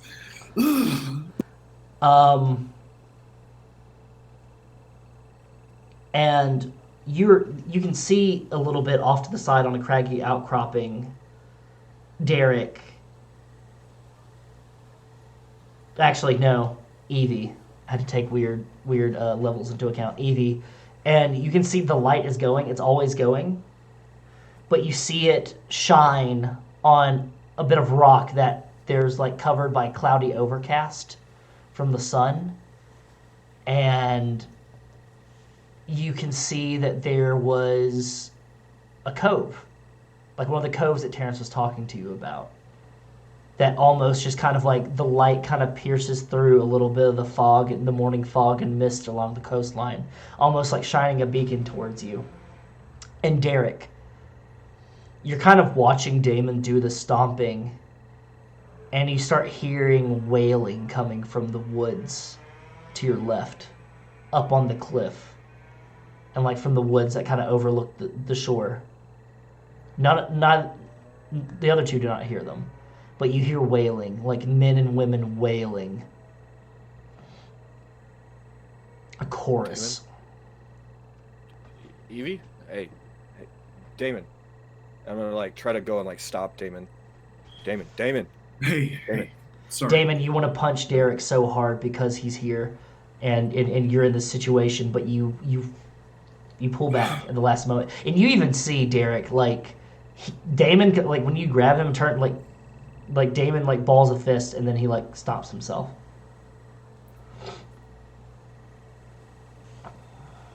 I'll let you do that later. I deserve it. But we need to listen for a second. Evie, hey, can you guys hear that? And I'm gonna like try to get them to listen to the wailing. You just hear crickets. You don't hear the screaming? I'm just gonna give Damon's gonna give Derrick a hug. It's all right, man. It's all right. I told you that we would be here for you. We did not leave you behind. Yeah, it's fine. It's fine. No, I don't. I just heard crickets. Fucking stupid fucking crickets. Not being involved in the hug though, I give David a pat on the back just to say I'm also here. Mm-hmm. Damon gives Evie a hug too. Excellent.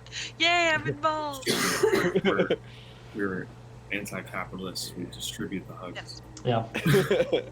Hugs for the people. I appreciate this right now. We need this.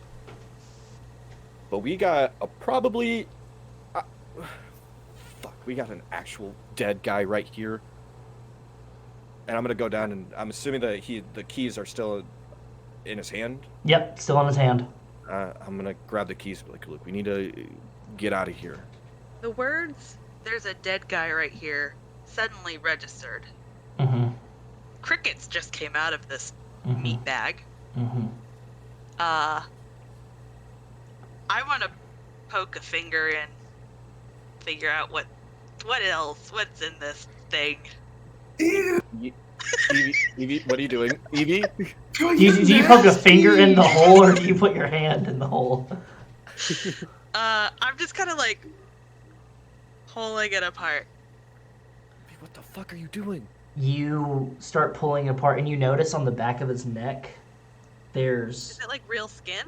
a stitch. There's a stitch lining, This is some shelly shit. and go ahead and give me a mind roll. Oh God. 2. The closest thing you could approximate to this is that it's a patchwork man. But you don't know how. It seems like it's real skin, but it's been sewn around and stuffed like a taxidermied person, almost. And you look at the skull and you realize that's like ceramic. The head is a ceramic skull. And you notice on the back, you move, like as you're following the stitching down, you move, and he's got a giant tattoo on his back. And it's of different runes that you've never seen before. And you're a fucking metalhead. And you've seen all the fucking runes, whether it be fucking black metal bands from Norway or fucking bands from Arizona that think that they're from Norway. And you've seen runes, and these are not runes that you've ever seen before in your life, but in the very center of it, there is a giant cricket body that has itself splayed out, and there's a spiral on it.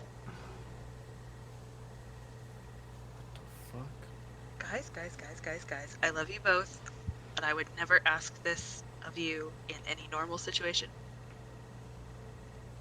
Can we put this body in the back of the truck? Absolutely not. What the fuck? That is some No. fucked up idea that I would No. think of. What is happening right now? No. Look no. at this! It's not real! That's exactly why we shouldn't put it in the back of the truck. You know, Damon. I usually don't agree with Damon on situations like this, but I'm agreeing with Damon on If this they particular find situation. Damon, their roll me a body soul roll. Here, they will know that we took the truck and left. And if this is the sort of shit they're capable of, I don't want them to be like, I wonder what happened to Cricket Man. What if it comes back alive or something? I'll bop it again. Like fucking bop it. No, I'm just, the thing is, they're gonna know we left it. Why are we here? Let's leave. Let's just Well, get in the truck throw and go. it in the water. okay. I don't know, but we can't leave it here on the fucking road. How will we put it on the boat? There's a little boat over there. We can push the boat out into the water. Alright, fine. We'll Viking funeral this dude. We'll do that and we'll be done with it. Damon, you good with that? You gonna be able to handle that? How much time is that gonna take? Give me the keys. Do you have the keys to the truck? Yeah, and I'm gonna like toss it to him. Mm-hmm. I'm gonna wait in the truck. I'm gonna keep the engine running. And if I see anything, I'm gonna honk. Damon, did you give me a soul roll? I can. Could you please? It's a 5. For a moment, as you're talking, you're like, give me the keys. And then Derrick hands over the keys. You look at Evie and her hands are covered in blood. And you look down at the body and it looks like somebody's been massacred with their head. You've seen Midsommar, so you know. It looks a bit like that. But then like you get kind of disgusted and you blink and it's back to being the patchwork man with crickets that have poured out and all the dead crickets you stopped. But you looked at your boots too, and your boots are covered in viscera. Guys, I really think we should leave this alone and just get out of here. If we have a car, we have a way to get out of here. Right? Yeah, as There far as might we be know. other people, Damon. What? So I don't care about the other people. I'm gonna say it. I don't care. I just want to live.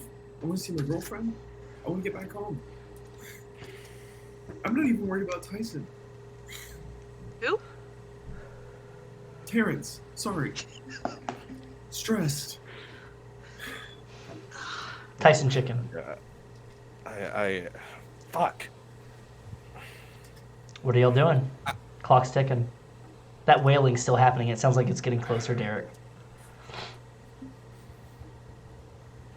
How do you guys not hear that fucking wailing? How do you not hear it? I'm gonna try really hard to hear for it. Give me a soul roll. That's my trying real hard face. 3. You don't know what he's talking about. You just hear crickets. Derrick, I don't hear anything. And I just tried really hard. Let's get the body in the back of the truck, I guess. Get the fuck out of here. Because like, it's getting closer.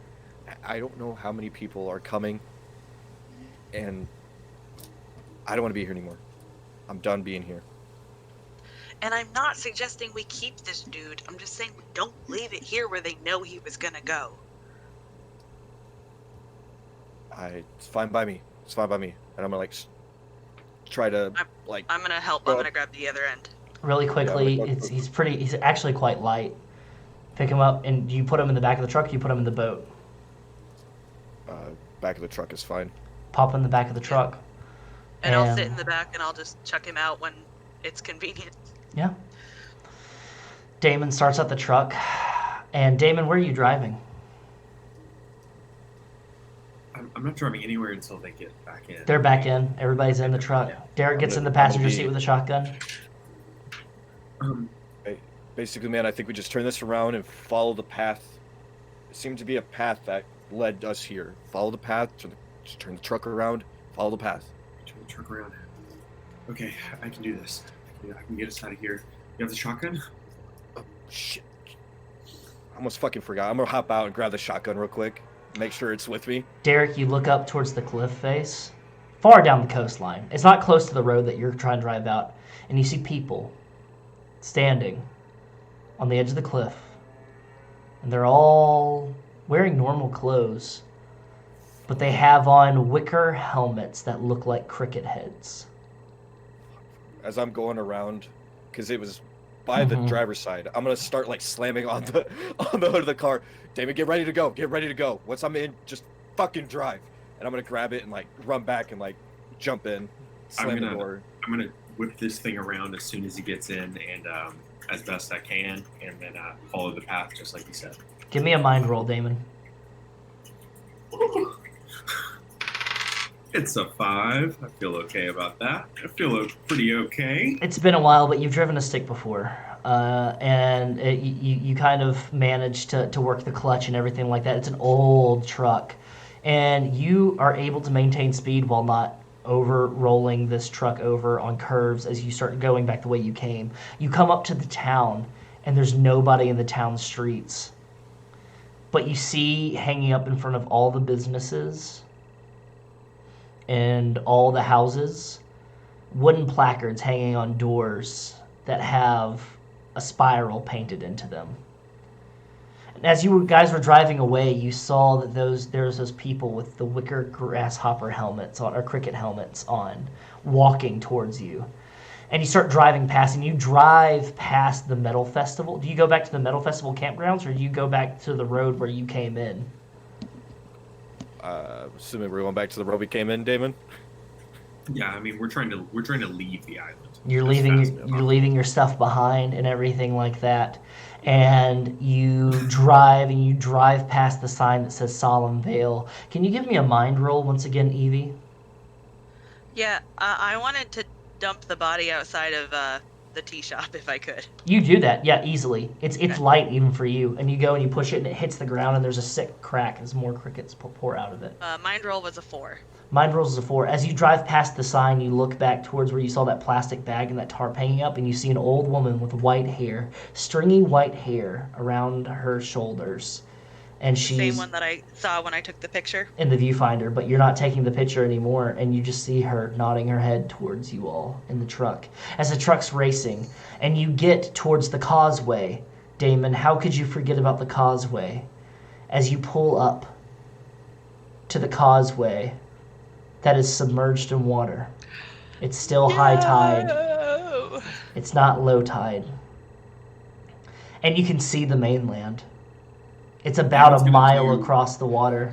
And you can see poking up from the scream. I'm gonna do like an intense banging on the steering wheel, honking the horn, freaking out, upholstery flying, movie scream. As the truck skids, almost going into the water, and Damon just loses his shit on the steering wheel. My head's in my hands. Like, fuck. Evie, the old woman, moves back into the tree line out of view. And that's where we're going to take our break. So we're going to take a quick 5 to 8 minute break, everyone, and we will be right back as we see what our gang does about this tide situation. So we will be right back.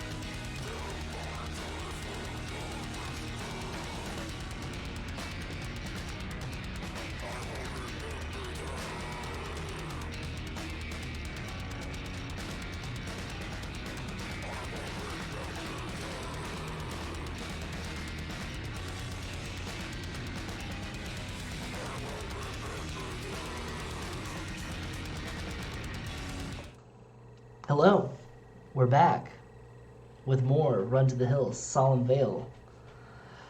We're in the back half of this, y'all. We're almost out of here. You're almost free from Solemn Vale, maybe, or not. We last left off with our group of friends in a truck, dumping their cricket friend off in front of the tea shop, driving, trying to get off the island, only to realize that the high tide was still up, and the causeway is covered with water submerged, with Damon losing his shit on the steering wheel. And Evie saw an old woman that she saw on their camera viewfinder when they arrived, moving in the tree line after shaking her head towards her. What are you all doing?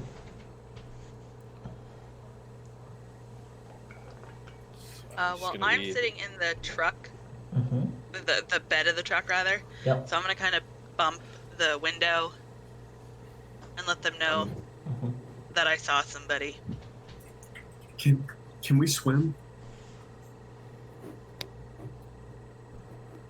What's What do you the current like? I don't know. You look out in the water, and give me a mind roll, Evie. Anybody can give me a 5. mind roll. A 5? So, closer to the island and closer to the mainland, you could probably walk out a bit of ways, but the causeway, the problem is the in-between part. Once you hit that half-mile part, it's probably completely submerged underwater. And the ocean near English shores is notorious for being choppy, and for being unpredictable. And at a moment's notice, if y'all try to swim across or anything like that, you do know that they do have fishing boats and everything. Like, they have a fishing community here. So they could potentially scoop you up in a boat at any point if y'all are swimming across. I don't know if y'all are able to swim a mile. You don't know if you can swim a mile in enough time to get it across. I mean, there's potential to, if Damon was really on key, and if this truck can handle it, can probably try to stay on the Causeway Road. But you remember, it was windy, like a snake in the grass. So he would have to stay right on it, because one wheel goes off of it, that whole thing's submerged, and you're stuck dead in the water in the truck. The only thing I could think of is grabbing a boat, making our way across that way. No, you can't swim. It's freezing cold. There's no way we'll be able to make it's freezing cold. It's the ocean. It's super far away. We can, I don't know, maybe go back and get that boat that we saw. I don't know what else we could do in this situation. We need We're to stuck hide. here. The whole town's got to be after us, right? The whole town's after us. Someone's And fault. who knows what else? Evie And just who said knows? someone's I saw somebody.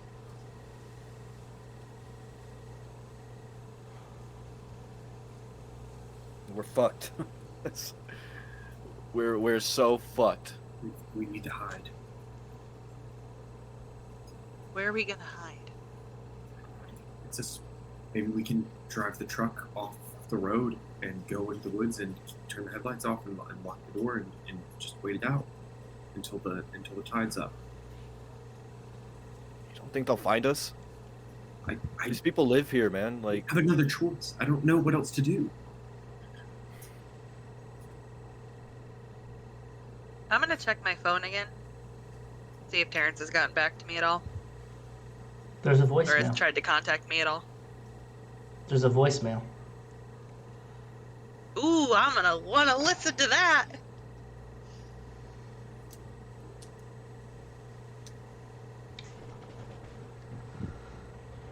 There's a beep. Excuse me. I'm assuming I'm speaking to Evie. We met 2 nights ago. My name is Lowen. It seems that you tried to get in contact with Terry here. Terry can't come to the phone right now. He has disappointed us greatly.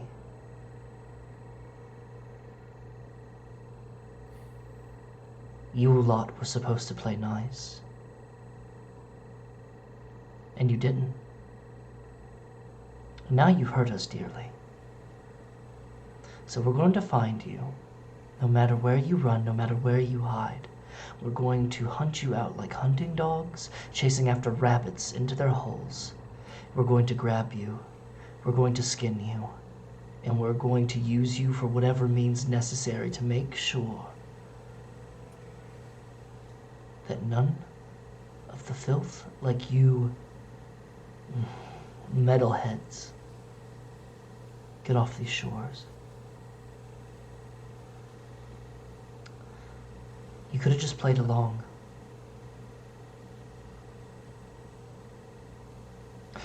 Terry, do you have anything that you want to say?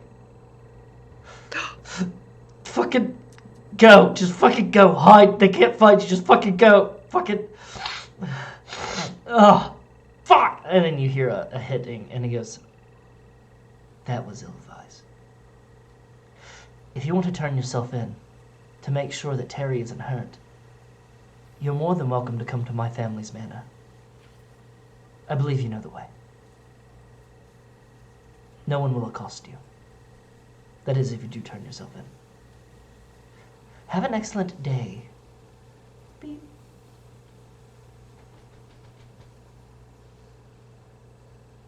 Did we all hear that? If you didn't, I'm gonna get in the fucking truck and play it for you. Was that, sorry, was that, you said Derrick or Terrance? Terrance. Okay, I just Terrance, not Derrick. Yeah, Terrance. Terry. He said Terry. Terry, who's locked up. Okay. Yep. They have Terrance. We can't do anything about it. I mean, do I look like the fucking Terminator? Does Derrick look like John fucking Rambo? I mean, quite frankly, yes, he does. But I appreciate the compliment, but yeah, I'm not gonna be going in there. I can't.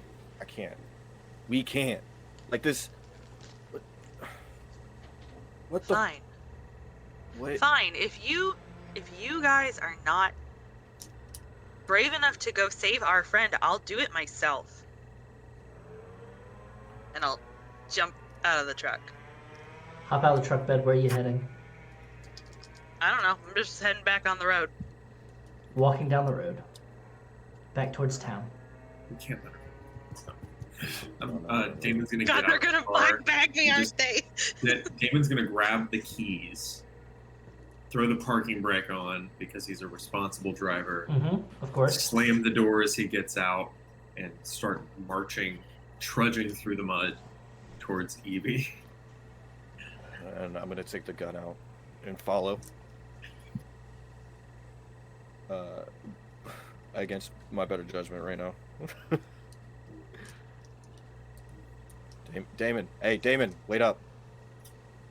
Evie, wait up! We're coming with you.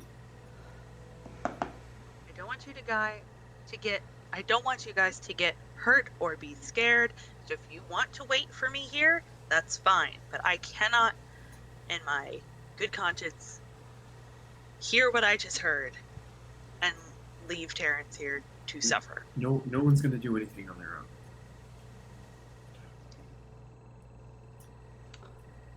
I'm sorry for making it seem like we were just gonna leave him. I don't know what to do in this. Normally, I feel like I know what I'm supposed to do, and right now, I don't know what I'm doing. I don't think any of us know what we're doing. But We're gonna save Terrance. He brought us here, for better or for worse. We need to save him. We need to get him. And together is better than separate. So I wouldn't have you guys if it weren't for him. yeah. But And you know, all things considered, Damon, maybe would be best to keep the truck.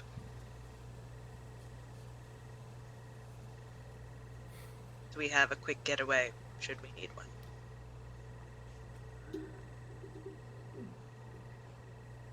Luckily, he kept the keys, so maybe we should get back in that in case we need to hit anybody or run them over on our way over there. I really don't think that I'm going to be able to take another gun. Don't know how that happened. Dumb fucking luck, as per usual. So I'll just start chanting a requiem at them again. We'll see what happens. You all... Oh, go ahead. Oh, I was just going to say, Eve, that was the craziest fucking thing I've ever seen, by the way. I've never seen anybody do that, let alone have it work, so... I will take that as a compliment. Then I will go back towards the truck. You all get in the truck. You start it. Are you driving through town, or are you going back through the campgrounds? Because you do know there is a direct route to the Moores Manor in that... I would say take the campground, but I'm not driving. I'm with Evie on this one. We need to stay away from the town. They're not particularly happy with me right now, so I think we should stay away from there, if we can, Damon. Yeah, you. You drive towards Minhari Campground. Take a left to the fork of the road. You go through. Except for the wind that you can hear in the trees, the wind's picking up a little bit. There's a small dew, or not dew, but a spritz of condensation in the air. It's not enough to constitute it calling it rain. You are on an island after all. Sometimes it just kicks up, but the wind is picking up.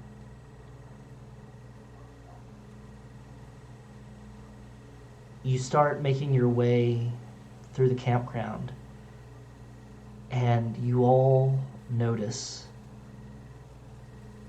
that every single tent, every single car has been taken down. All the cars are parked neatly off to the side. There are no food trucks.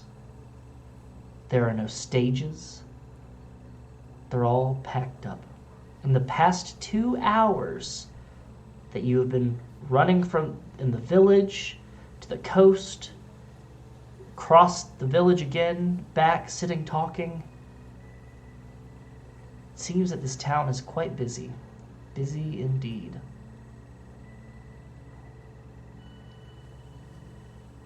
You drive through the campground, and you all notice that the stack has smoke coming out of it. You drive past, and almost as if ready for you, prepared for you, the gate leading down that road that you all took a trip down the day before is open, ready for you. And you drive down. I need each of you to take a weird point, please.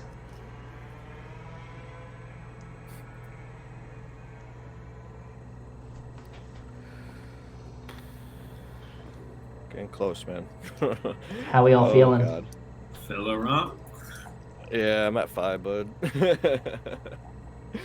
We're having a good time over here. I got a 4.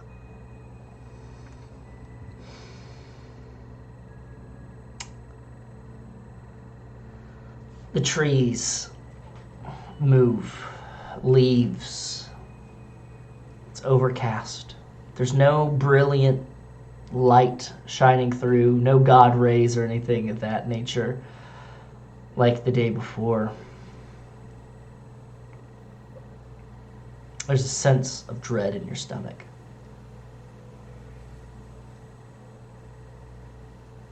Do you keep driving?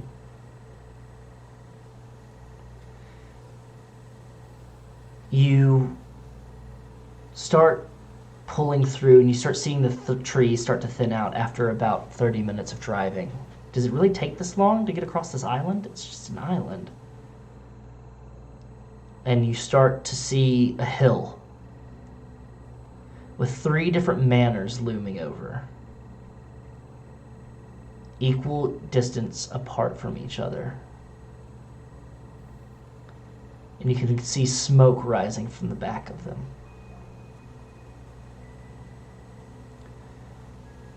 As you get closer, you can see people wearing normal everyday clothes, wearing grasshopper wicker helmets, lining the road, just staring at you.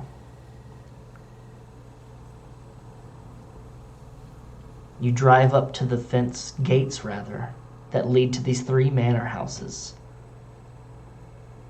And 2 people in these helmets open the gates for you. Do you drive forward?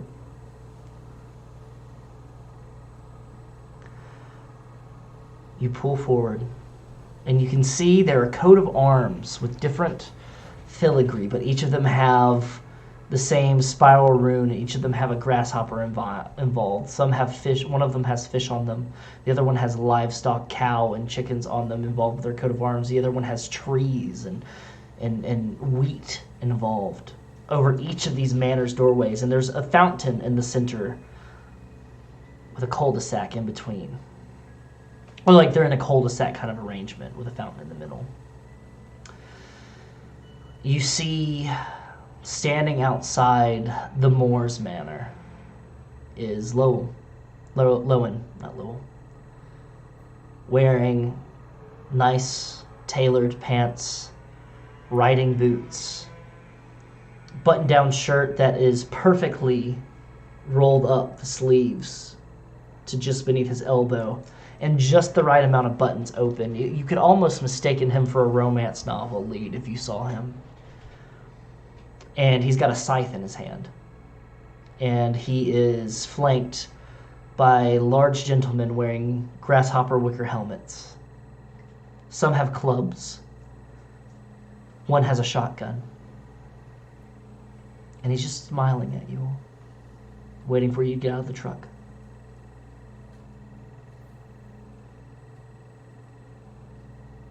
Let me get out.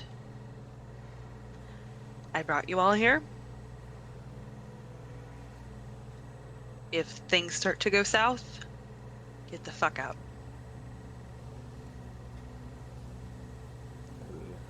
Eve, isn't that usually my line? I pat his little face. And then I just get out. I don't say anything. You get out, and Lowen looks at you and goes, My. I ultimately did not expect you all to come. I thought we were going to have to hunt you down. I was forming hunting parties. And he looks over at one of the other manors, and you see a couple of people that have hunting hounds and rifles. That's what good. Do you want, you psychopath?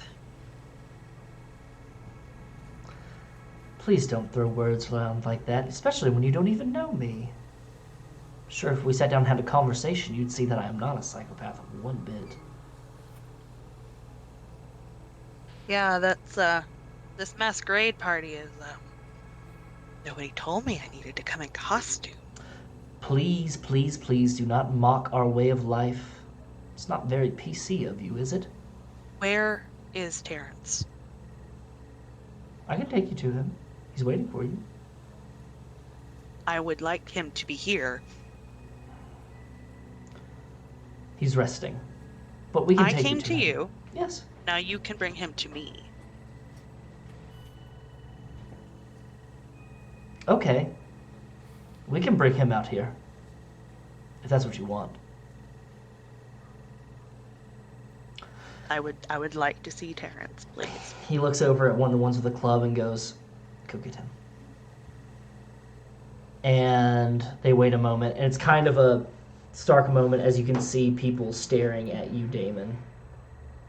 And Derrick in the truck. And Evie sitting there waiting outside the truck.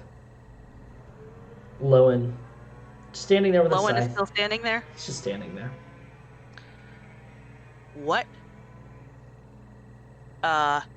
Was that dude filled with crickets. What dude? You have time? Why don't you start explaining this to me? Filled with crickets. You mean for me to believe that a man is filled with crickets? You mean the man that you murdered on a beach? Stomped his head in? I didn't stomp his head in. I crushed it with a hammer. Because he was kidnapping my friend. Committed murder.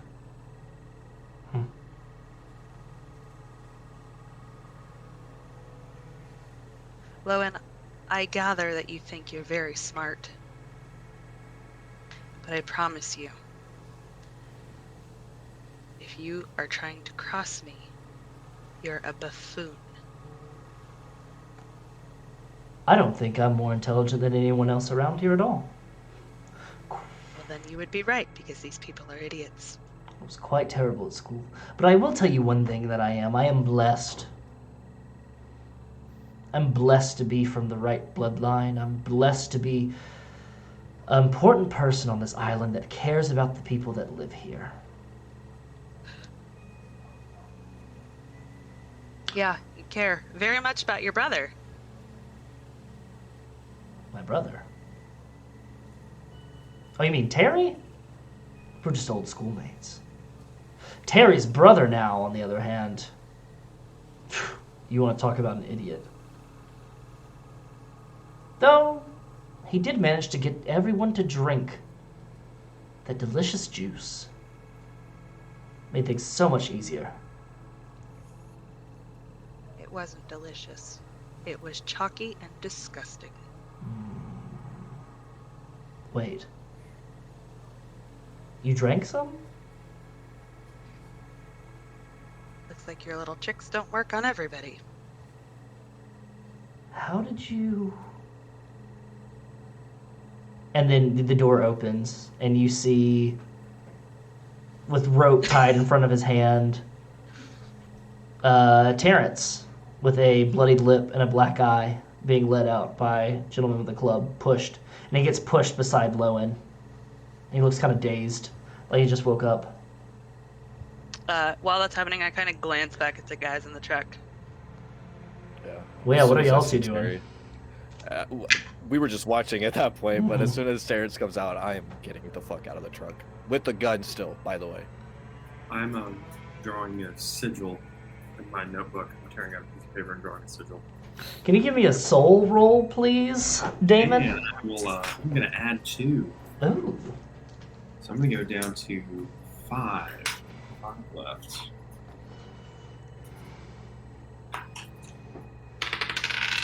Ooh.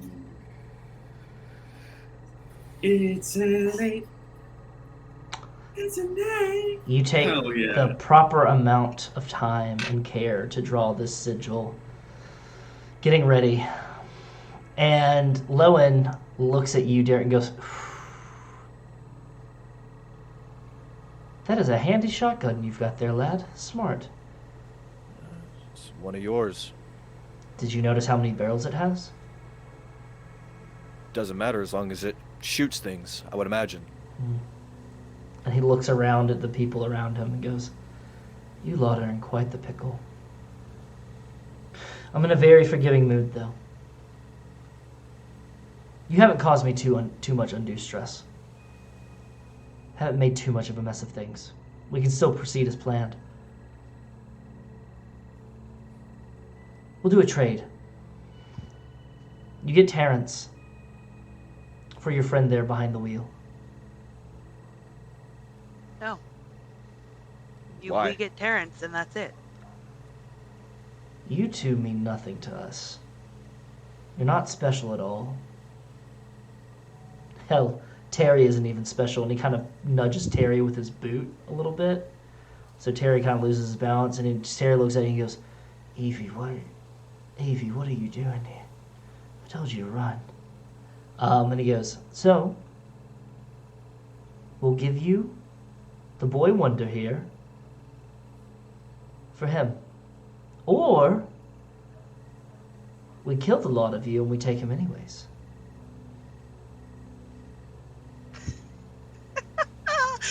Oh, that's rich. That's absolutely rich. No, what's going to happen is that we're taking Terrance, and the 4 of us are leaving. Go ahead and give me a mind roll, Evie.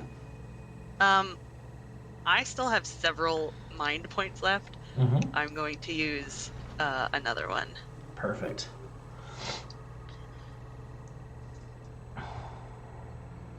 Six total.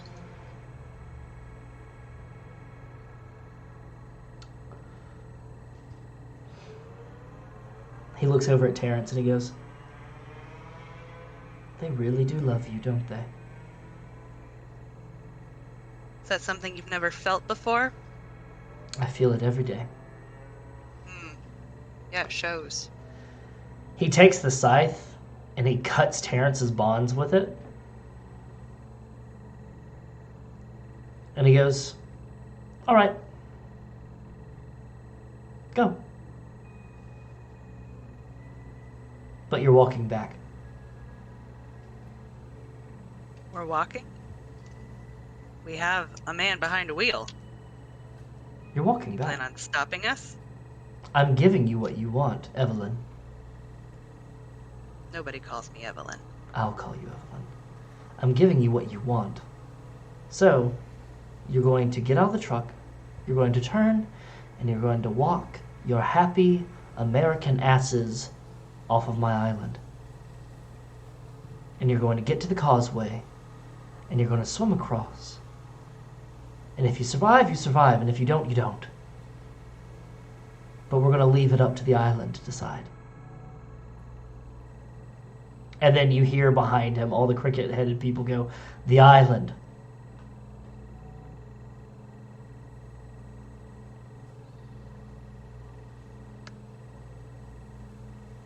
I'm gonna look at Derrick. I'm gonna look at And then, down at Terrance, can I help him up? You do? Terrance, the fuck did you bring us into? I'll tell you later. I'll tell you later.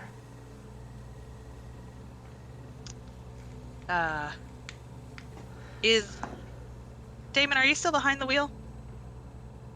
Or did you get out? So Damon at this point is still in the truck, but he's very distracted.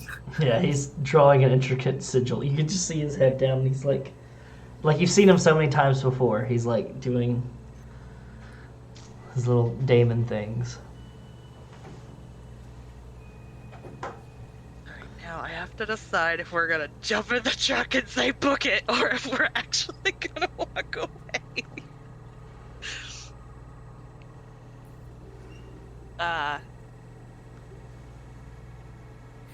Derrick, you hear more wails coming from the forest.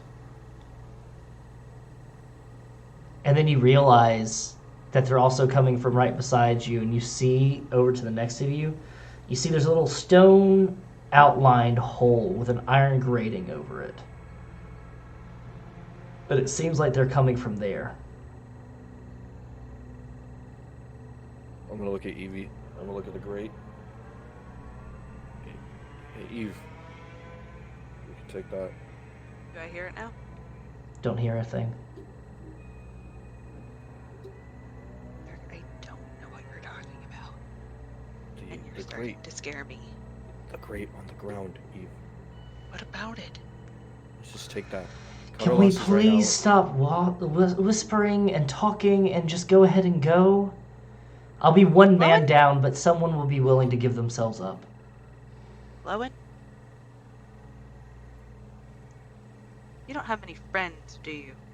I've got an island full of them. I don't know what you're talking about. I don't have any friends. And then, like, you can hear the cricket-headed people start laughing as well.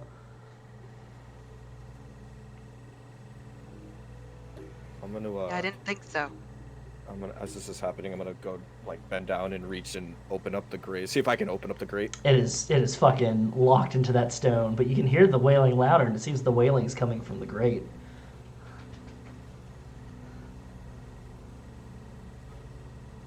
Lowen, hey. we're gonna walk away, and I'm gonna like motion to Evie. But can you why what's happening with this? Why are there screams coming from here? You can hear them? I don't know how anybody can't hear them. I've been hearing them since we We were on drank the your beach. juice. We hear your shit. This whole time I thought it was the one with the hat. But it was you, Derrick. What the fuck does that... What does that mean? Derrick, shut up. Derrick. What if I told you that you could have a place here? My place isn't here. You don't I don't really even know what have that a means. place, What does that Derrick. mean? Derrick, you don't really have a place, though, do you? Not from what I've heard. You don't know shit about me. You haven't heard shit about me. You don't even know me. You know my name, and that you know my first name. And that's all you know about me. Terrance. I've been here. I've been listening to you just go on and on and on. Like, I'm fucking tired of it. Terrance here brought you here for a reason. And this whole time I thought it was Damon, because Terrance was telling us that Damon was the one that did the sigils. He knew the old ways. He was special. But I'm sure Damon doesn't hear the sounds, doesn't hear the wailing every day. But you do. You could stop it, Derrick. You could help a whole community of people.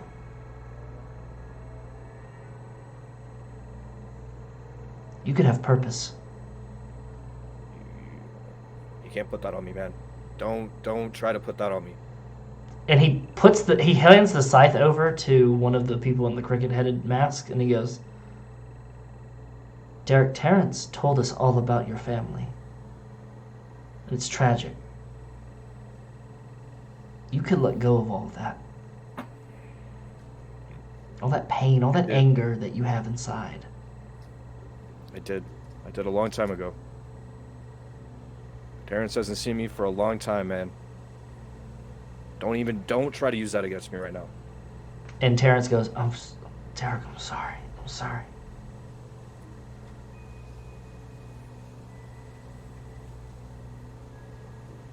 Fine. Go ahead and go. We'll find another. Terrance. Terry. You're right in the coffee shop, man. There's a lot that I need to unpack still. I'm gonna grab his arm and start walking off with him. Start walking with him. Damon, can you give me a weird roll, please?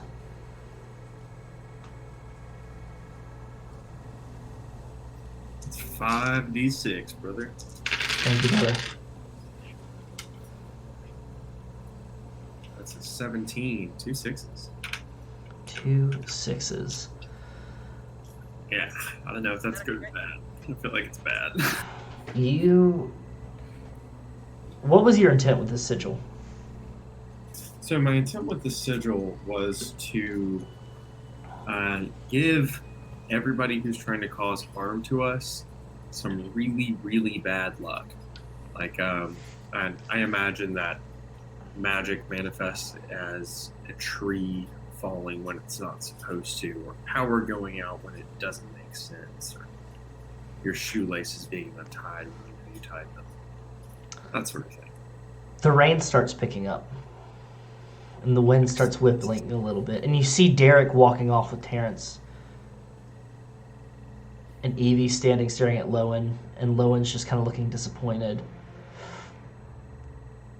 And somebody runs from behind the house wearing a robe. And like lifts their mask and like whispers to Lowen. He goes, is it important right now? What the All right, go, leave. Out of my sight. I've got other things to deal with. I'm just gonna flip him off as I'm walking away. Mhm. Just As he turns and he like walks back around and he like, give me that, and he grabs the scythe.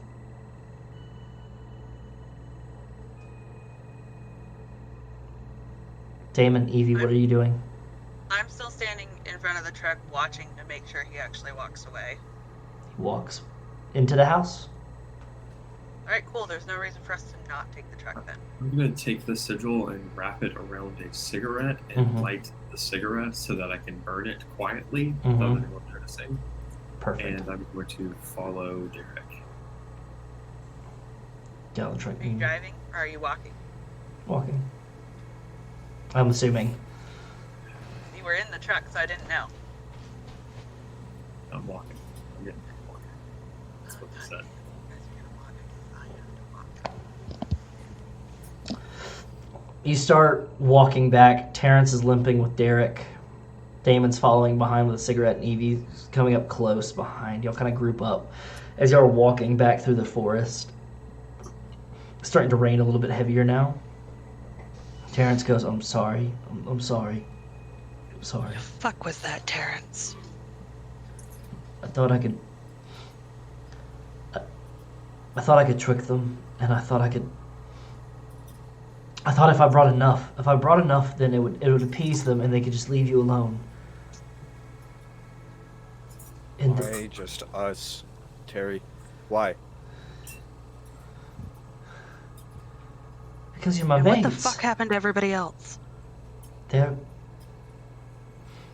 Let's just say they're gone. Dead. I swear to God, if you say dead, Terry. Ollie and Lars and Chelsea. They're not dead. They're not dead. They're part of the Vale now.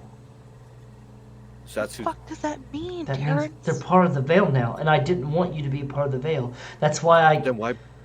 I was so adamant about us taking the drugs. That shit fucked me up, man. Yeah, Like I was. but it didn't knock you the fuck out. It didn't dull your senses. It didn't make you paralyzed.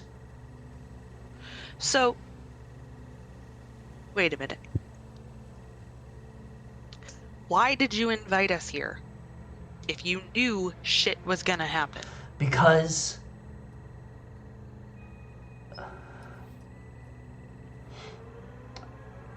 I love my family. I love them a lot. And I want to help them out however they can, but it's a metal festival, so I was sure there was tons of people that practice pagan rituals and things like that, and I could show them. I'd be like, look, it's not just Damon. You can leave Damon alone. All right? And just let me have my mates. I wanted to make them happy. I want to help them. I want to make sure that they survive, but I also don't want my friends to get hurt. That didn't answer my question. What the fuck Why? do you mean? Like.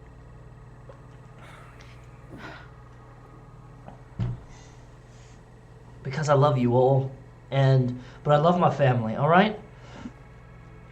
And I thought it would be, at least we could enjoy the festival, things would happen, and then we could just leave. And you would understand. Man, Terrance, man, you know that shit is like just for show, right? Like, not everybody's like Damon. I don't No get offense, Damon. And I give Damon a little pet. No offense, Damon. Just for... I didn't mean just to for be like, show? sorry. No! The pagan shit? Are you serious? What do you think? No. You think I dedicate my whole livelihood to this? For show? You do, maybe you do. I don't know. Do you think I I don't even listen know. to this because I don't care about it?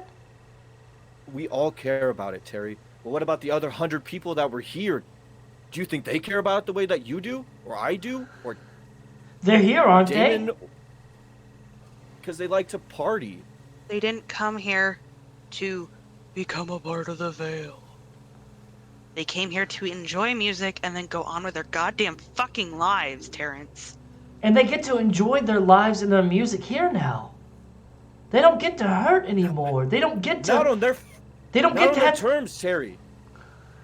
Do you not understand that you took that choice away from them? You know that's the last thing that I want to see happen. You may be right about how I feel and why I kick the shit out of people that I see fucking with other people, but you're that person right now, man. You fucked with so many people's lives by doing this. And then the three of us, we just risked our lives. I didn't even know what to do. That ain't me. Evie's out here doing all the work just to save you. And we can't even save everybody else either? Like, the fuck, man? What do you expect me to do? It's my family. I grew up here. Well, The some of crops us were aren't dying lucky and the enough to have livestock. a fucking family. I'm your family. I've been there for each of you, all of you. And he's like, he stops in the middle of the street and he goes, hearing you all the time going on and how much you're hurting. Then Shut the why fuck were you willing to bring us here? Because I wanted to. Make us a part of the Veil. I wanted to give you something that you haven't had in a long time. Shut the fuck up, Terry. Oh, Just shut the fuck up.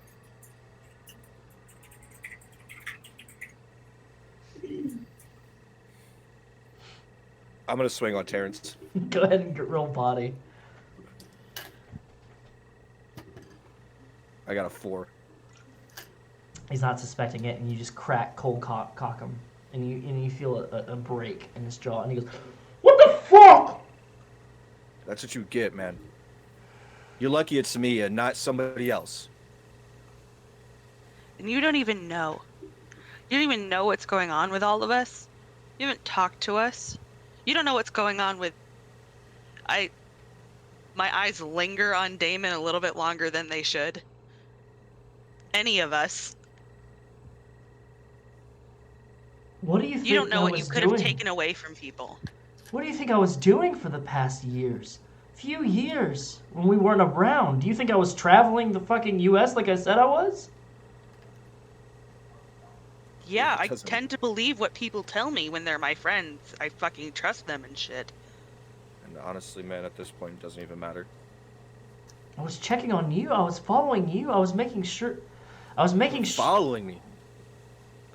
Were you following all of us? Why? Bro, I went back to the States to get away from this shit. Like, why? Why bring me back into the stuff that if you've been following me, you know I've been trying to get away from this. Because I cared, and I saw how much you were hurting, and I wanted to see what I could do. So then why would you do that to Anna?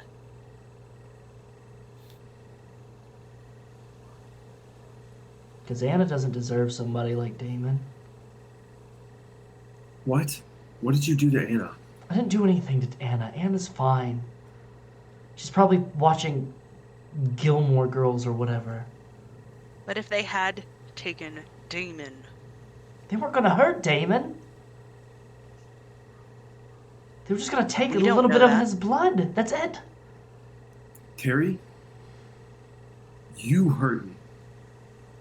You hurt me, Terry. Not them. You. You're responsible for this. Shut the fuck up. And he just stops, and he just starts walking again. And he's walking a different way. He's not walking towards the campgrounds or anything like that. He's walking towards what seems to be a dock of some sorts, a port of some sorts, a small, like, fishing dock. The way I see it. We can follow him, or we can go to one of those neatly parked cars at the campground and take off.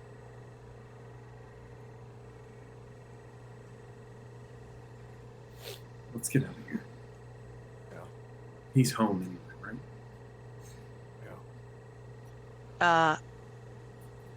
I will call out to Terrance. He stops.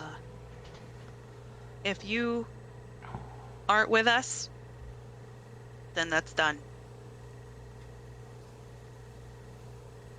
He goes, I've got nothing now. So I'm just going to take a boat and I'm just going to go. Fine. You can take the van. Keys are in the van. All your shit's packed in it. I will take a hand of Damon and a hand of Derrick and walk in the middle. We don't need that shit. You all walk together hand in hand back towards the campground. Storm's picking up really badly now. It's raining. You find Terry's van. Keys are in it, just like he said, it's unlocked. All your stuff is packed neatly in it. Is my film in there that was missing? Your missing film is in there. You all get in and you start driving towards the causeway. Damon, as you're sitting, you're kind of thinking, you look back and you see a strike of lightning hit the stack. And smoke stops pouring out of it for a bit.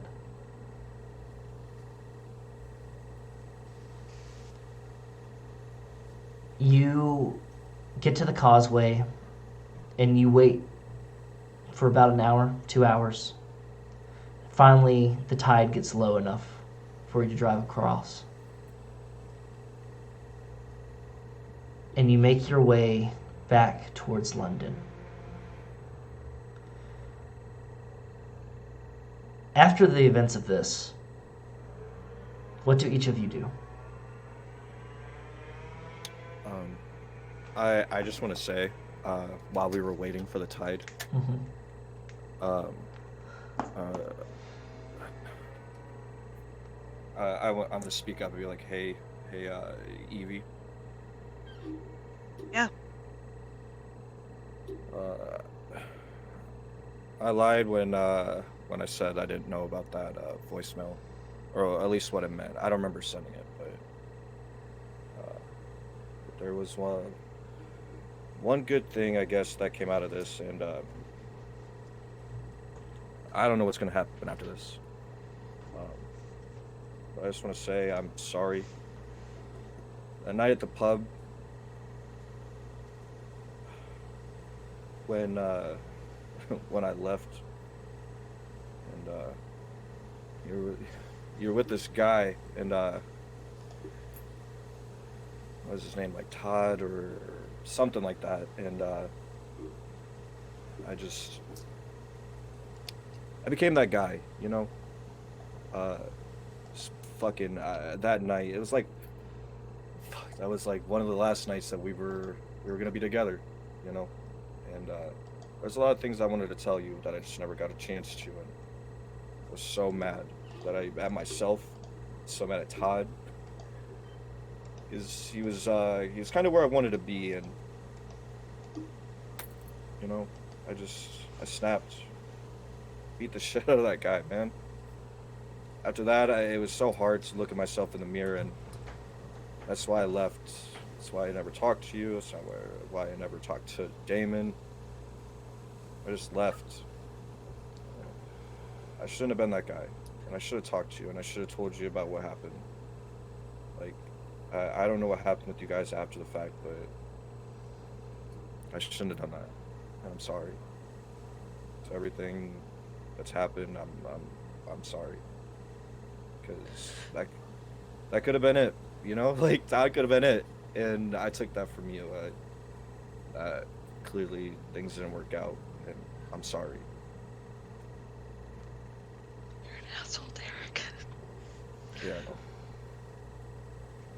I got a lot of shit to work on, and I'm still working on it. And I'm glad I got both of you guys, because you guys were way better than I ever was. Like Damon, Evie, even Terrance, man. You guys kept me going. It was hard enough getting into college in the first place. Getting out of the States, even harder. And thank you guys.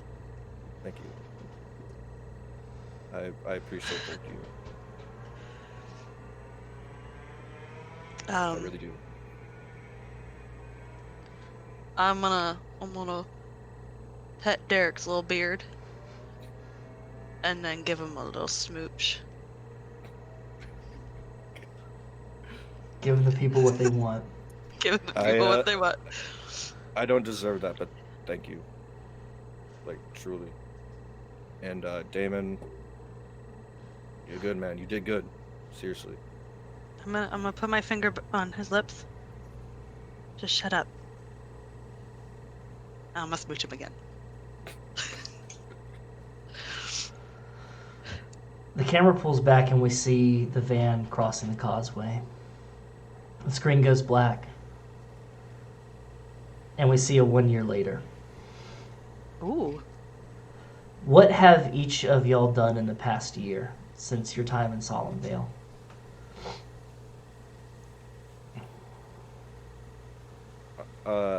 Derrick would have went back to the States, back to Chicago.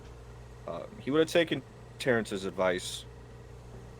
Not for Gutterfest though, but where he can. You know, he's really going full force with the putting on shows, being a part of shows, being able to give people safe environments to be able to enjoy the things that they want in a place that is booming with creativity. That's Evie? what Derrick would be doing. Evie will appease the audience and keep in contact with Derrick. But mostly I think doing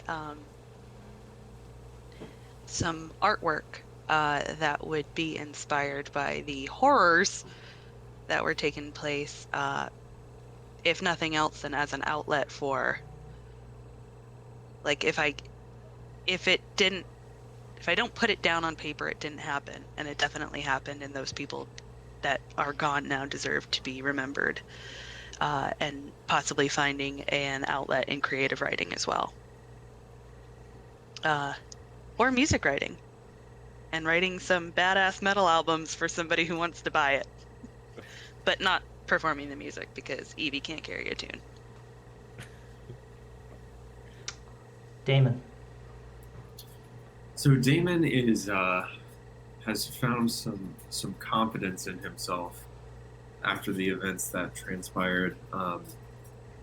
He's gained some, he's gotten a little more grounded, life and death experience, gotten a little more in his body, a little more focused. He's buckled down hard on his studies. He's writing his thesis about Druidic folklore in England, and he's currently publishing a comic book series based on the events that happened in Solemn Vale. You meet up a year later. You're in London. There's a show playing. You're in between acts, but you're there to see, let's say, Black Dahlia Murder's playing, but there's a couple of other bands as well. And you're in between, and there's music playing, and you're all kind of sitting around a table and you're having drinks, and you're kind of talking about everything that happened the past year. And Damon, you get a phone call from Anna. Anna's still doesn't go to shows or anything like that, but she wholly supports you. I mean, she's happy that you're being a bit more social and you're finding your outlet and everything. But you get a phone call.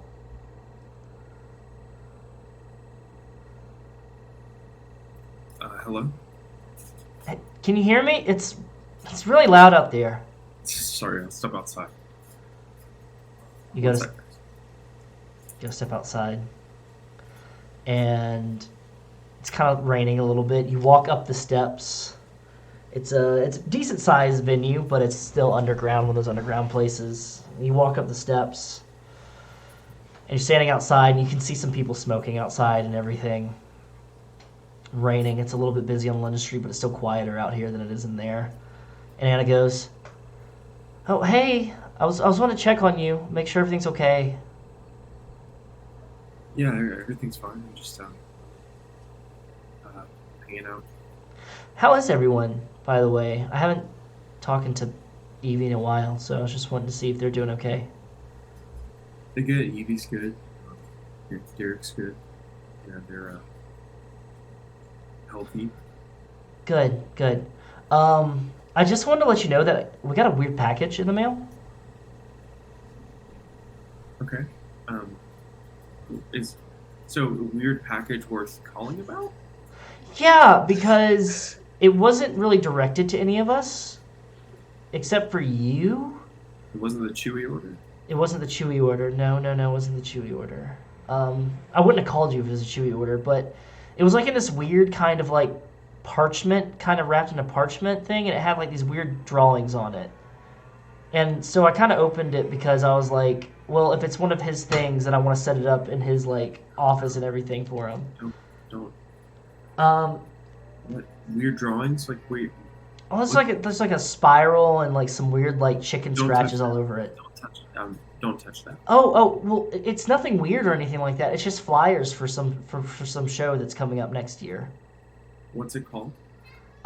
It's like called like Gutterfest or something like that. But it's like second annual or whatever, and it's like a stack of flyers, and there's a note here for you. Anna, Yeah? I've got to go. Okay. I'll be home soon. Oh, perfect. Okay, Maybe well, right hey, now. don't call it. No, don't call it early night. It's fine. Just don't touch that stuff any more than you already have, and I'll be home. Well, I just put the figurine on your desk if you needed it. Anna, you need to leave. And she goes, what? And then there's a click. And you look across the street, and you see, wearing a very well-tailored suit, button open, everything of that nature, wearing Chelsea boots, nice fitted pants with an umbrella. You see Lowen staring across from you, and he just smiles, and he turns and he walks into the crowd of people walking, and then the credits roll. And that is our tale of Solemn Vale, Run to the Hills. Burn in hell, Lowell. You thought I was going to give you a happy ending? A completely happy ending? I felt like that What? cat. That no. Yeah. no. Yeah. I feel Can like I get the mic off now? is that cat with the salad, and Damon's that lady yelling at the cat with the salad. Mm-hmm. No. Oh my Aaron, God. don't break my kayak. Amazing. Ugh. I want to say thank y'all for playing in this and everything like that. So I really, when writing this scenario, and I often do a little bit more, but with this one, I had a lot of if then this happens, and then like a lot about like more location styled stuff, to where if something intrigued you, then we would go something and I'd have something trigger when that happened. But the scenario works really well for it. In the book, the playtest that we have goes really detailed into the different areas and locales and people. I apologize, Mark and Matthew, if you watch this, for taking all of the locations and all of the people and swapping them around and making them fit within my needs. I like to think that Solemn Vale is whatever you need it to be in that moment. And so thank you so much for letting me be able to run the system and have these wonderful players. Do y'all have any thoughts? Let's talk about it. We got some time. Do y'all have any thoughts about the system or anything like that? I don't need you to give me like a full IGN review, rated 10 out of 10 masterpiece or anything like that. But like any things that you liked, things that you'd like to see more of, things of that nature. I like the easy for me. I like the simplicity of it. I like the D6 system. 1d6. You can add stats or whatever. It makes for people who like RPing. This you still get mechanics, but Yeah. you're gonna be role playing more than you're gonna be rolling realistically. You know, so that's good. I like that. Amazing. Yeah, I couldn't agree more. That is exactly what I would say. Is that I tend to prefer games that are more role play heavy than they are mechanics heavy. You won't find me playing like 40k or anything. Yeah. So this is right up my alley, and I love this sort of thing. Getting to scratch that actor itch. Amazing. Amazing. What about you, Oz? I love that this is a tabletop role-playing game that feels like a board game instead of a board game that feels like a tabletop role-playing game. Yeah. I love that it is really simple and really straightforward, and anybody can play it, and it's not intimidating. And I'm really excited to try to run some like slasher film stuff in this. To be honest, I would love to do That'd be like awesome. a Friday the 13th sort of thing, Yep. or Halloween sort of thing. I love that. I am really enjoying the system. Very excited to get the book in the mail once the Kickstarter finishes. Yeah. Yeah. And to answer Mr. Cultist, no, this will not be a scenario with the upcoming book. And I thought about running the scenario that came with the playtest, but I wanted to go ahead and try my hand and run something else. And the reason I got these people involved is because, so those moments at night when you are sleep deprived and you're doing something else and you have a lightning bolt of an idea hit you, when you're about 2 beers in and you've had some bad Taco Bell and you're working on another book. So like I was working on another book and I had an idea. Like I saw the announcement that like Mark put out about like, hey, the Kickstarter's hitting soon. I love what Matthew ran for Red Moon Role Playing. I've loved this system. I've been waiting for there to be more of an announcement for a long ass time. And so I just like wrote a bunch of shit on a Google Doc, and it's like 10 pages, 20 pages, 10 to 20 pages, somewhere in between of different locations and NPCs and things that could happen. I would love to write something more for Solemn Vale, but yeah, no. But there are going to be a lot of different scenarios available that come with it, of writers that are way more talented than I. And just to go through the stretch goals here real quick. So they have hit 18,000, pledged of 5,000 right now. And they're hitting more and more stretch goals. So it is funded, it is coming. But so at 10,000, Steffi Devon, great, phenomenal developer and writer, has something called Emily's Tale, which is the module. And then they've added more stage rules. And then Justin Achille is writing Human Chemistry. Daniel Lazan is writing Stranded. And then Kenneth Haidt is writing Terror of the Deacons. And if we keep on funding more, at 22,000, then we have people like Howard David Ingram, Graham Davis, Justin Achilles writing more, Richard Dansky, Phil Brucato, and more. There's more stuff going to be coming out for it. More rules, more in-depth rules, more scenarios, things of that nature. I would like to add that clearly this game is it's designed to be ran however you want it to be ran, clearly.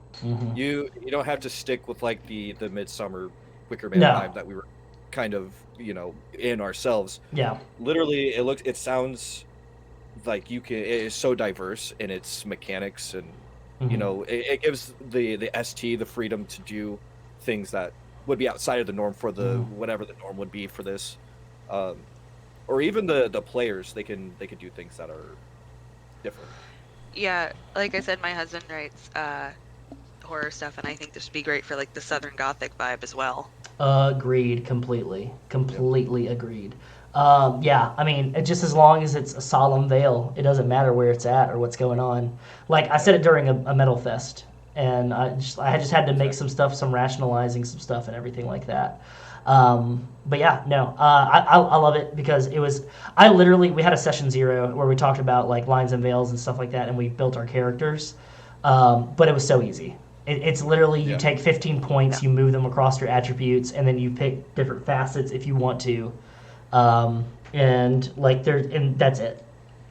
And then you just play, and then you develop weird and everything like that. It's great. I love it, and I'm refreshed to see. As much as I love Vampire, as much as I love other horror games and everything like that, I'm glad that we're starting to see more games like this coming out. Games like Shiver, and games like this, and like games like Dread, where they take horror and they take a very interesting spin with it, and it's stuff being developed from the ground up. Yeah. Because as much as I love like basic role playing or Powered by the Apocalypse or Fate or anything like that, I love seeing people take a concept and just build something with it, and that's what they've done with this. It's great. But enough trying to sell the product. Hopefully that appeases corporate. There is no corporate, but I hope you all enjoyed this. I hope my players enjoyed this. I hope everybody watching enjoyed it. I hope I do not get an angry message from Mark or Matthew saying, I can't believe you've butchered my baby like this. No. Last question I have is, can we potentially see another Solemn Vale game with this group? Would Hell we be yeah. down? Would we be down Down. in the I'm future? down, totally done. The people want it. hmm It may not be the same cast. It may not be the same characters. It may not be the same Solemn Vale. But I would like to play with all these people again. I think that was great. I am going to go ahead and hawk my stuff, and then I'm going to let all these lovely people go ahead and hawk their stuff, and then we'll let you all go for the evening. Hi, my name is Wes Franks. As you can see beneath here, Brother Wes.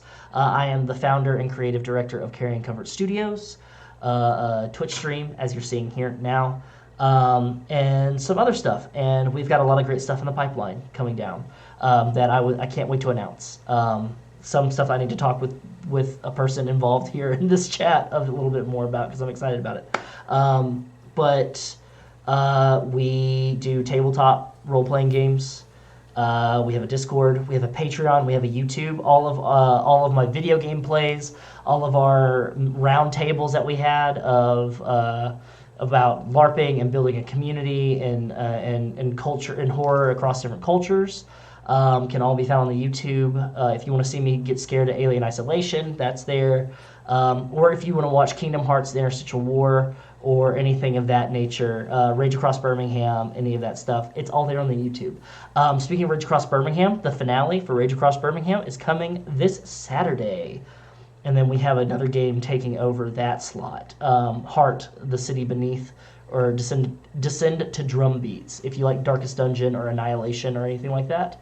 If you like dark fantasy, Dragon Age, then go ahead and prepare for that. But also prepare for one more Awooski with Werewolf the Apocalypse 20th Edition, Rage Across Birmingham. Then we also have Kingdom Hearts: The Interstitial War, the 10th episode, this Friday, 10. And then Sunday we've got more Crack the Sky. And that's going to be all that I say, and I'm going to let these lovely people go ahead and tell us where we can find them and everything. Don't jump all at once. All right, I'll go first. Like I said at the beginning, I'm Ched. I'm from Near Dark Society. Thank you, Wes, again for having me after Virtual HorrorCon. We had such a good time with that, so I appreciate you reaching out to me and having me be part of this. Tomorrow, I'm just going to plug this. Tomorrow, if you're familiar with the Chicago by Night stuff that we do, we're going to be having Justin, or Cookie, who plays Irwin, Carl, who plays Memphis, and myself. We're going to be doing a thing called Scream Kings. We're going to be playing... I don't remember the name of the game, but it's a horror game where any donations that are made are going straight to the Asian Mental Health Foundation. We were disgusted by what happened in Atlanta, and we wanted to do something as much as we can about it. So we decided to get together because we've done a stream like that before with the three of us, and people seem to really like it. So we're going to be returning tomorrow at, I believe, 8 p.m. Central to do that. And then Sunday, we got Death Attack, which is Quentin, who plays Alistair. It's his homebrew, a whole homebrew D&D world that we're a part of, and we got that. And Monday is another homebrew world of his with Hellgate. So it's a completely homebrew game. That dude is a hard worker. But yeah, you can find me Instagram, Twitter at IKEA_Viking. Yeah, if you want to talk music, I am always free to do that. So yeah, thank you again. Perfect. Yeah, no, and I'll definitely be watching along. I think it's awesome that y'all are doing that, raising money for that. I think that's fucking amazing that y'all are doing that. And I know having y'all three together playing a very scary game will be well worth it. I'll be there with dollar bills tossing at you all. A dollar per scream. Aww. Also, we Oh, got Vlad. Vlad. I don't know how he got in my room, but here's Vlad. Vlad, buddy. But yeah, no, definitely check that out, and check out Death Attack, and check out Hellgate and Near Dark Society. Check them out. Phenomenal group of folks up in the Windy City doing some great, fantastic stuff that definitely deserve more recognition. All right, who's next? I'll keep going in the line that we've been going in. I'm Casey, Calamity Casey on almost every social media outlet near you. I am the co-host of a podcast called Strange and Unusual Podcast, where we talk about spooky shit like horrible true crimes and god-awful folklore and weird stuff like the time that Nixon and the king Elvis got together and gave him a badge for the DEA. So the maple syrup heist of Canada, things that are weird, we talk about them. So if you would like to listen to that, again, Strange and Unusual Podcast on your favorite podcast channels. I also stream on twitch.tv/CalamityCasey. Right now I'm running through Bloodlines and Graveyard Keeper, which is surprisingly difficult. Yes. So yeah, come chill with me. I'm just a cool Satanist lady doing my thing. Amazing. Hail Satan. Hail Satan. Yeah, I see you constantly posting and sharing things from the Satanic Temple. So it's nice to see you, fellow I'm member. missing movie night for this. I know. Oh God. Please let me, dear, apologize, Lucian, wherever you are. He's all like, right. No. All right. Hail Stan. And then last but certainly not least, Oz. Hello, I'm Oz. I've been Damon O'Sullivan. I don't have anything to promote except for this stream, and you can see more of this stream on Friday, Saturday, and Sunday because we're stacked with content. If you're at home, bored, alone during quarantine, like I am, Carrion Comfort Studios is here for you. Come watch me in Lancer on Sunday. Hells yeah. We've got so much content coming up. It gives me the willies. I literally have stress dreams about it all the time, but I'm also excited. And I'm glad that you three could all be a part of it. And I hope to have you all be a part of it in the future. Y'all are very, very fantastic. I've got to go poke and prod a showrunner here about reaching out to the lot of you to get you involved with some Kingdom Hearts Interstitial War, because that thing is a chock full of guests, and I know he's always looking for guest stars. So yeah. I wonder if I can be Elmo.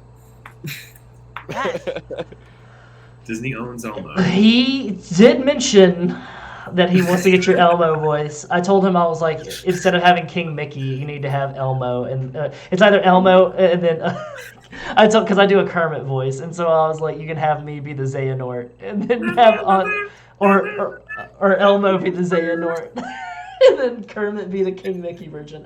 God, it's amazing. They should not have allowed us to do this at all. Where did we go wrong as a people, as a society? But yeah, follow all of these people and support the great and awesome content that they're doing. I say it enough so many times when I'm in my rants, when I'm 3 beers in and I'm at the bar and it's karaoke night and I should be singing, but instead I go on about how stop giving your money to Netflix and peep this awesome free content that's being developed all the time and support people that are putting their blood, sweat, and tears into this. Or don't. But, it's there for you to enjoy. And just the best thing that you can do if you can't afford to help support is to go ahead and share and tell people about it. If you like it. If you don't, then it's fine. It ain't for you. But yeah, I'm never going to tell anybody what to do. But yeah, that's it for me. I think that's it for you all. I'm going to let you all have your Wednesday evening, and I'm going to try to escape the clutches of Solemn Vale. So I hope you all have an excellent rest of your night. I hope you have a great rest of your weekend. It's hump day. You're halfway there, and you're living on a prayer. Don't forget, comfort comes soon. Good night, everyone.